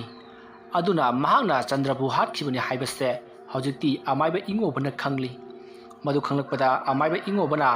ꯃꯉꯣꯟꯗ ꯍꯧꯖꯤꯛ ꯑꯣꯏꯔꯤꯕ ꯋꯥꯔꯝ ꯄꯨꯝꯅꯃꯛ ꯂꯣꯏꯅ ꯇꯝꯃꯤ꯫ ꯑꯗꯨꯒ ꯍꯧꯖꯤꯛ ꯃꯥꯒꯤ ꯃꯇꯨꯡꯗ ꯆꯟꯗ꯭ꯔꯒꯤ ꯊꯋꯥꯏꯅ ꯀꯨꯏꯟ ꯏꯟꯅꯗꯨꯅ ꯅꯪꯕꯨ ꯍꯥꯠꯅꯅꯕ ꯁꯤꯟꯅꯗꯨꯅ ꯂꯩꯔꯦ ꯍꯥꯏꯕ ꯋꯥꯐꯝ ꯑꯃꯥꯏꯕ ꯏꯉꯣꯕꯅ ꯗꯥꯖꯥꯗ ꯇꯝꯃꯤ꯫ ꯋꯥꯐꯝ ꯑꯗꯨ ꯇꯥꯕꯗ ꯗꯥꯖꯥꯗꯤ ꯀꯤꯕꯅ ꯂꯣꯏꯔꯤ꯫ ꯃꯁꯤꯗꯒꯤꯗꯤ ꯃꯍꯥꯛꯅ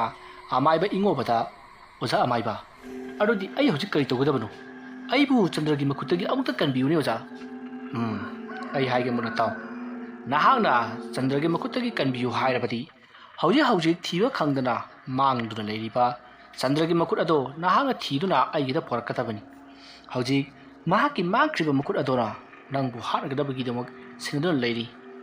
ꯇꯁꯦꯡꯅ ꯍꯥꯏꯔꯕꯗ ꯉꯁꯤ ꯑꯍꯤꯡ ꯅꯠꯇ꯭ꯔꯒꯅ ꯍꯌꯦꯡꯒꯤ ꯑꯍꯤꯡ, ꯍꯥꯏꯔꯤꯕ ꯑꯍꯤꯡ ꯑꯅꯤ ꯑꯁꯤꯒꯤ ꯃꯅꯨꯡꯗ ꯅꯍꯥꯛꯄꯨ ꯆꯟꯗ꯭ꯔꯒꯤ ꯊꯋꯥꯏ ꯃꯤꯔꯦꯜ ꯆꯪꯂꯕ ꯈꯨꯠ ꯑꯗꯨꯅ ꯅꯪꯕꯨ ꯁꯣꯏꯗꯅ ꯃꯦꯠꯈꯥꯏꯗꯨꯅ ꯍꯥꯠꯈ꯭ꯔꯒꯅꯤ꯫ ꯃꯔꯝ ꯑꯗꯨꯅ ꯅꯍꯥꯛꯅ ꯍꯧꯖꯤꯛ ꯃꯥꯡꯂꯤꯕ ꯆꯟꯗ꯭ꯔꯒꯤ ꯃꯈꯨꯠ ꯑꯗꯣ ꯊꯤꯗꯨꯅ ꯑꯩꯒꯤ ꯏꯅꯥꯛꯇ ꯄꯣꯔꯛꯀꯗꯕꯅꯤ꯫ ꯑꯗꯨꯒ ꯃꯈꯨꯠ ꯑꯗꯣ ꯂꯥꯏꯁꯣꯟ ꯇꯤꯟꯁꯣꯟ ꯇꯧꯗꯨꯅ ꯃꯍꯥꯛꯀꯤ ꯍꯧꯅꯕꯤ ꯃꯇꯨꯡ ꯏꯟꯅ ꯇꯥꯟꯈꯤꯒꯗꯕꯅꯤ꯫ ꯃꯗꯨ ꯅꯠꯇ꯭ꯔꯕꯗꯤ ꯅꯍꯥꯛ ꯀꯩꯗꯧꯅꯨꯡꯗ ꯍꯤꯡꯕ ꯉꯝꯂꯣꯏꯀꯣ꯫ ꯍꯣꯏ, ꯐꯔꯦ ꯑꯣꯖꯥ, ꯑꯗꯨꯗꯤ ꯃꯍꯥꯛꯅꯅꯦ ꯁꯤꯈꯤꯕ ꯃꯐꯝ ꯑꯗꯨ ꯑꯩ ꯈꯪꯉꯤ꯫ ꯃꯔꯝ ꯑꯗꯨꯅ ꯃꯐꯝ ꯑꯗꯨꯗ ꯆꯠꯇꯨꯅ ꯑꯩ ꯃꯥꯒꯤ ꯃꯈꯨꯠ ꯅꯥꯝꯃꯗꯣ ꯁꯣꯏꯗꯅ ꯊꯤꯔꯨꯒꯦ ꯑꯣꯖꯥ꯫ ꯑꯁꯨꯝꯅ ꯍꯥꯏꯔꯝꯂꯒ ꯗꯥꯖꯥ ꯑꯃꯥꯏꯕ ꯏꯉꯣꯕꯒꯤ ꯃꯅꯥꯛꯇꯒꯤ ꯄꯔꯞ ꯆꯠꯈ꯭ꯔꯤ꯫ ꯑꯗꯨꯒ ꯆꯟꯗ꯭ꯔꯕꯨ ꯊꯣꯡꯒꯥꯏꯗꯨꯅ ꯍꯥꯠꯈꯤꯕ ꯃꯐꯝ ꯑꯗꯨꯗ ꯃꯍꯥꯛ ꯂꯥꯛꯂꯤ꯫ ꯑꯁꯨꯝꯅ ꯂꯥꯛꯂꯒ ꯃꯍꯥꯛꯅ ꯆꯟꯗ꯭ꯔꯒꯤ ꯂꯦꯝꯍꯧꯔꯤꯕ ꯊꯤꯕ ꯈꯪꯗꯅ ꯂꯩꯔꯤꯕ ꯃꯈꯨꯠ ꯅꯥꯝꯃ ꯑꯗꯣ ꯀꯣꯏꯊꯤ ꯊꯤꯔꯤ꯫ ꯇ꯭ꯔꯦꯜ ꯒꯥꯔꯤ ꯆꯠꯂꯤꯕ ꯂꯝꯕꯤ ꯑꯗꯨꯒꯤ ꯃꯇꯥꯏꯗ ꯂꯩꯔꯤꯕ ꯃꯣꯡꯁꯣꯡꯁꯤꯡ ꯑꯗꯨꯗ ꯃꯍꯥꯛꯅ ꯆꯠꯇꯨꯅ ꯌꯥꯝꯅ ꯀꯟꯅ ꯊꯤꯔꯤ꯫ ꯃꯁꯤꯗꯒꯤꯗꯤ ꯃꯍꯥꯛꯅ ꯉꯔꯥꯡ ꯃꯈꯣꯏꯅ ꯆꯟꯗ꯭ꯔꯕꯨ ꯀꯔꯝꯅ ꯂꯪꯁꯤꯟꯕ, ꯑꯗꯨꯒ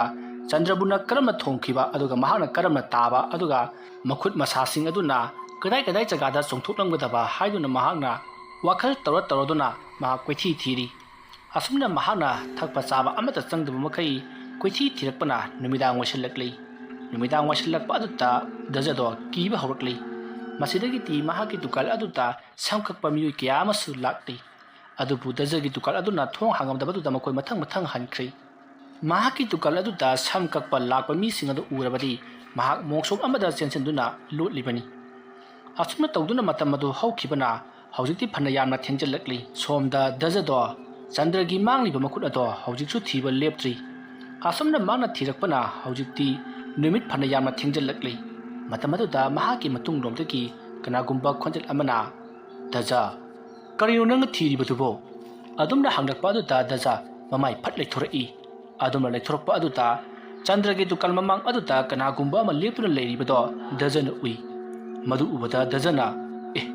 "ꯀꯅꯥꯅꯣ ꯑꯁꯤꯗꯤ? ꯆꯟꯗ꯭ꯔ ꯅꯠꯇ꯭ꯔ ꯑꯁꯤꯕꯣ? ꯃꯥꯅꯤꯅꯦ, ꯆꯟꯗ꯭ꯔꯅꯤꯅꯦ." ꯑꯁꯨꯝꯅ ꯃꯍꯥꯛꯅ ꯀꯤꯗꯨꯅ ꯌꯦꯡꯗꯨꯅ ꯂꯩꯔꯤꯉꯩ ꯃꯇꯝ ꯑꯗꯨꯗ ꯃꯍꯥꯛꯀꯤ ꯂꯦꯡꯖꯨꯝꯗ ꯀꯅꯥꯒꯨꯝꯕ ꯑꯃꯅ ꯇꯥꯞ ꯄꯥꯏꯔꯛꯏ꯫ ꯑꯗꯨꯝꯅ ꯇꯥꯞ ꯄꯥꯏꯔꯛꯄ ꯑꯗꯨꯗ ꯗꯥꯖꯥ ꯈꯪꯄ꯭ꯔꯦꯛ ꯈꯪꯗꯨꯅ ꯇꯨꯡꯂꯣꯝꯗ ꯑꯃꯨꯛ ꯌꯦꯡꯊꯣꯛꯏ꯫ ꯑꯗꯨꯝꯅ ꯌꯦꯡꯊꯣꯔꯛꯄꯗꯗꯤ ꯃꯇꯨꯡꯗ ꯍꯧꯔꯤꯕ ꯎ ꯄꯥꯝꯕꯤ ꯃꯆꯥꯁꯤꯡ ꯑꯗꯨꯒꯤ ꯃꯁꯥ ꯃꯔꯦꯡꯅ ꯃꯍꯥꯛꯀꯤ ꯂꯦꯡꯖꯨꯝꯗ ꯊꯦꯡꯕ ꯑꯣꯏꯔꯝꯂꯦ꯫ मधु खंगलपदा दजा महाक कीबा खरा फै असमना महाना कीरिङै मतम मदुता रेलगाड़ी अमा यामना यामना थोरई अदुमने रेलगाड़ी थोरपदुता दजना रेलगाड़ी की कपकलिबा मैंगाल अदुदा महाना हौजिक चंद्रगी लेमहौरिबा मकुट अदो यामना कन्ना थीरी अदुमना तौरिङै मतम मदुता ट्रेन गाड़ी दो महाकी ममांगदा थौजिलकपगुम मसादा फावी मसिदिगिदी महाना करिनुने ट्रेन गाड़ी सिना आइगी तुंगुम थौजिलकलिबसिबो हाइदुना महाना तुंग लेथुकुना जिंगपददी ट्रेन गाड़ी अदुकी ममांगदा चंद्रदो नपतुना यावरी अदुगा दजगी मपा येंदुना महाक माइकई तमना ट्रेन गाड़ी अदो यामना यांगना थौजिलकली मधु उबदा दजा यामना कन्ना लावरगा महाक मफम मरो थादोक्तुना यामना कन्ना सेली अदुबु महाकी मतुंगदा ट्रेन गाड़ी अदुदी यामना यांगना थौजिलकली मतम अदुता ट्रेन गाड़ी बु सेनरिबा ड्राइवर अदुना करिनुने मसिगी नुपासना ट्रेन गाड़ी की लंबी असिदा लाउदुना चीलिबसिबो फट चोंथोकीगे लेते ब्रेक फाबसु नंगुदोरि तौरिसे असमना हायरगा महाकना ट्रेन गाड़ी की होरोलदो यामना कन्ना कन्ना खोंगली मतम अदुता मफम अदुता मियुई किया सेंसिलतुना दजन तौरिबदो उरे मधु उबदगिदी मयामना दजपु मपान ओयरपना चिंथोई असमना चिंथोक्रम मतुंगदा ट्रेन गाड़ी अदो यामना यांगना थौख्री मतम अदुदा मयामना दजदा चैदुना नंग सिदा केदरमलिबनो करिगिदमत रेल गाड़ी की लंबी असिदा सिलिबनो हायदुना हंगी मतम अदुदा दजना आईडी ट्रेल गाड़ी की लंबी असिदा चेमरती आईडी अतोप लंबी द चेनबनी ट्रेल गाड़ी असिना आईगी तुंगा तानरकबनी हायदुना खुमली वफम अदु ताबदा मयामना दजा से ngaure ngaure हायरमलगा मखोय चटख्री मखोय अछेंगमकिदी रेल गाड़ी स्टेशन अदुदगी मखोय कुथदुना मखोयगे मयुम जवनबा लाकनरिबा मियोनी मसिदगी दजना ओ आइना हौजिक चीलिबदुदी ट्रेल गाड़ी की ताली हसिदा वैरेको आइदी अतोप मार्कन चीलिबनी हायदुना चीलिबनी नेदो असमना महाना वाखल खल्लगा मयुमदा हननबा तोरपददी महाकी मखुता करिगुंबा पापाइरिबदो महाना सवुम फंगई मसिदगी महाना मखुता पाइरिबदो करिनो हायदुना येंथरकपददी चंद्रगी अकक्प मखुत अदो ओइदुना लेरमले मधु उबदा दजा खंप्रे खंदुना मखुत अदो लंगथोखी मसिदगी महाना कनो तौरिसिबो ngसाइदगी आइना फंगनबा थीरिबो पोसक असिबु फंगलगा करि खुंदोइबनुने असमना खल्लगा महाक परपप चेंसिंदुना खुद अदो लौखली मधुगी मतुंग चंद्रा आमाइबा इंगुबगी मनाक्ता अमुक लाक्ली महागा लाकपददी नुमिदांगी पुंग मापन मुक तारबनी महाना असुम लाकपदा महाकी मतुंगता कनागुंबा अमा इनरक्लिबदो दजना सहुम फंगी मसिदगी दजा तुंगदा चंद्रगी थवाई इनरक्लिबनी हाइबसे खंगबदगी हन्ना येंगदना आमाइबा इंगुबगी मनाक्तमना यामना यांगना लाक्ली असुमना लाक्लबगी तुंगदा महागना आमाइबा इंगुबबु हौदोखी मसिदगी आमाइबा इंगुबदो मपानदा थुरक्ली अदुगा ए कैदौरी बुंगो नुपा असिना कनानो असुमना हायरगा दजदा अमुक जें अदुगा नाकंदा अमुक जें आमाइबा अदुना तौरई अदुमा तौरकपदुदा दजना महाकसु लैथोकना जेंगुबददी महाकी नाकंदा मखुत नामा याउद्रबा इहिंग नाहिंग नमाय पुनमग लुपलबा चंद्रगी थवाई मिरेलदो लेपतुना लेरमली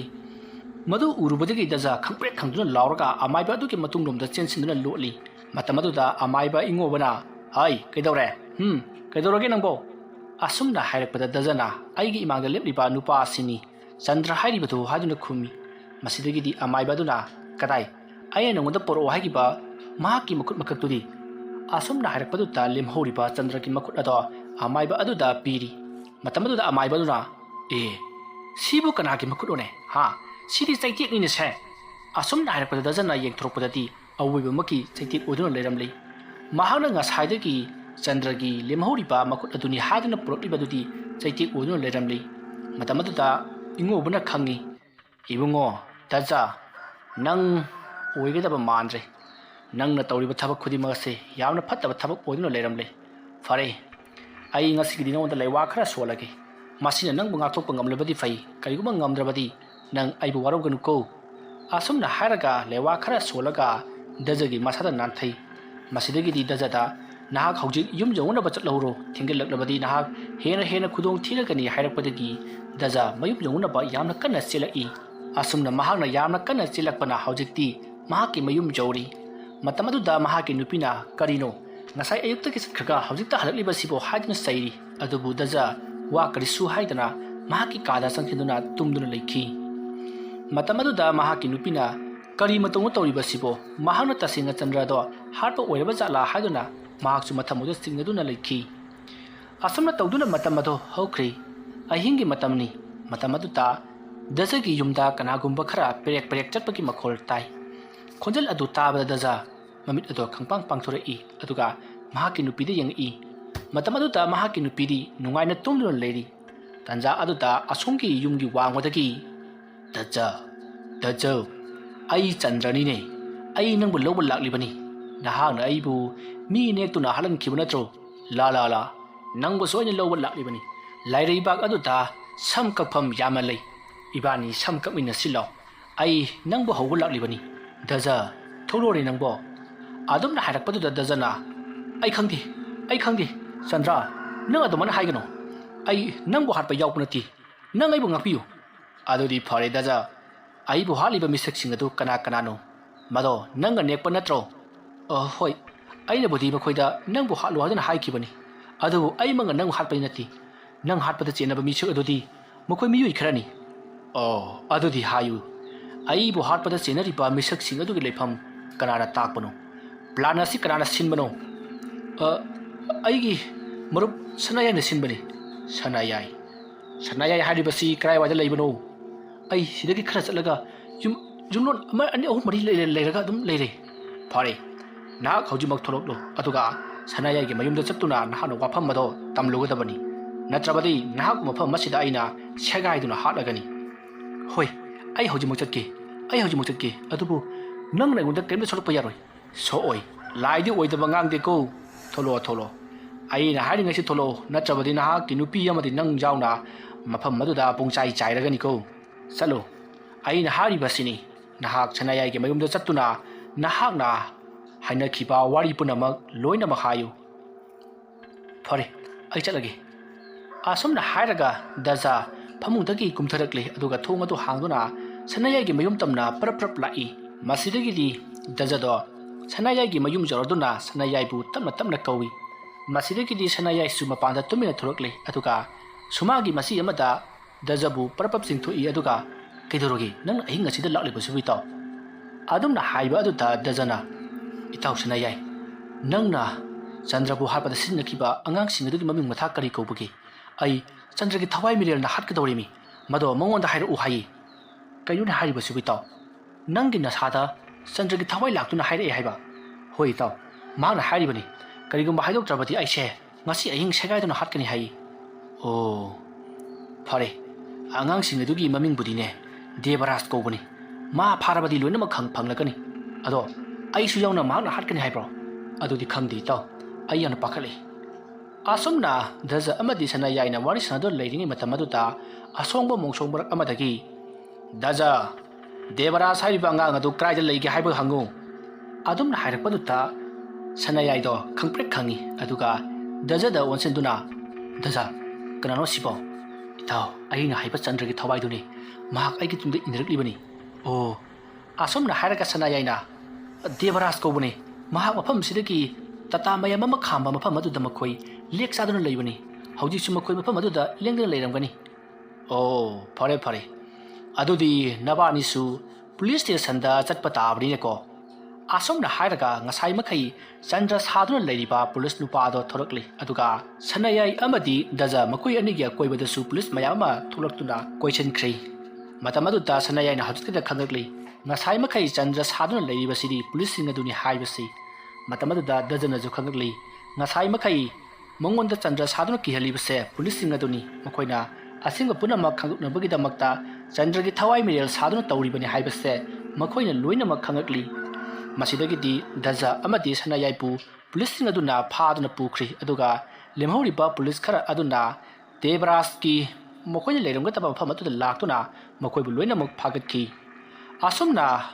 ꯗꯖꯥ, ꯁꯅꯥꯌꯥꯏ ꯑꯃꯗꯤ ꯗꯦꯕꯔꯥꯖ ꯃꯈꯣꯏꯒꯤ ꯃꯤꯑꯣꯏꯁꯤꯡ ꯄꯨꯟꯅ ꯐꯥꯔꯕꯒꯤ ꯇꯨꯡꯗ ꯏꯍꯪ ꯄꯥꯎꯍꯪ ꯇꯧꯕꯗꯒꯤ ꯊꯣꯛꯈ꯭ꯔꯕ ꯊꯧꯗꯣꯛ ꯄꯨꯝꯅꯃꯛ ꯂꯣꯏꯅꯃꯛ ꯍꯥꯏꯔꯛꯂꯤ꯫ ꯃꯁꯤꯗꯒꯤꯗꯤ ꯄ꯭ꯂꯥꯟ ꯄꯨꯝꯅꯃꯛ ꯁꯅꯥꯌꯥꯏꯅ ꯁꯤꯟꯕ ꯑꯣꯏꯔꯝꯂꯤ, ꯑꯗꯨꯒ ꯆꯟꯗ꯭ꯔꯕꯨ ꯍꯥꯠꯂꯨ ꯍꯥꯏꯗꯨꯅ ꯏꯟꯁꯤꯟꯕꯅ ꯗꯖꯥ ꯑꯣꯏꯔꯝꯂꯤ, ꯑꯗꯨꯒ ꯆꯟꯗ꯭ꯔꯕꯨ ꯍꯥꯠꯈꯤꯕ ꯃꯤꯑꯣꯏꯁꯤꯡꯅ ꯗꯦꯕꯔꯥꯖꯀꯤ ꯃꯤꯑꯣꯏꯁꯤꯡ ꯑꯣꯏꯗꯨꯅ ꯂꯩꯔꯝꯂꯤ꯫ ꯃꯁꯤꯗꯒꯤꯗꯤ ꯃꯈꯣꯏꯕꯨ ꯆꯟꯗ꯭ꯔꯕꯨ ꯂꯧꯇꯨꯅꯔꯒ ꯍꯥꯠꯄꯒꯤꯗꯃꯛ ꯆꯍꯤ 10 ꯖꯦꯜꯗ ꯂꯩꯕꯒꯤ ꯗꯟꯗꯤ ꯄꯤꯈꯤ꯫ ꯃꯁꯤꯗꯒꯤ ꯁꯣꯝꯗꯅ ꯆꯟꯗ꯭ꯔꯒꯤ ꯃꯊꯧ ꯃꯉꯝ ꯃꯈꯣꯏꯒꯤ ꯏꯃꯨꯡ ꯃꯅꯨꯡꯅ ꯁꯨꯅꯃꯛ ꯄꯥꯡꯊꯣꯛꯈꯤ꯫ ꯋꯥꯔꯤ ꯑꯁꯤ ꯃꯇꯥꯡ ꯑꯁꯤꯗ ꯂꯣꯏꯁꯤꯟꯖꯔꯤ꯫ ꯋꯥꯔꯤ ꯑꯁꯤ ꯄꯥꯊꯣꯛꯆꯕ ꯃꯇꯝꯗ ꯁꯣꯏꯈꯤ ꯂꯥꯟꯈꯤꯕ ꯑꯔꯥꯟ ꯑꯍꯣꯏ ꯌꯥꯎꯔꯕꯁꯨ ꯇꯥꯕꯤꯔꯤꯕ ꯄꯨꯝꯅꯃꯛꯅ ꯄꯨꯛꯆꯦꯜ ꯆꯥꯎꯅ ꯉꯥꯛꯄꯤꯒꯅꯤ꯫ ꯃꯌꯥꯝꯕꯨ ꯑꯔꯣꯏꯕꯗ ꯑꯃꯨꯛꯀ ꯍꯟꯅ ꯈꯨꯔꯨꯝꯖꯔꯤ꯫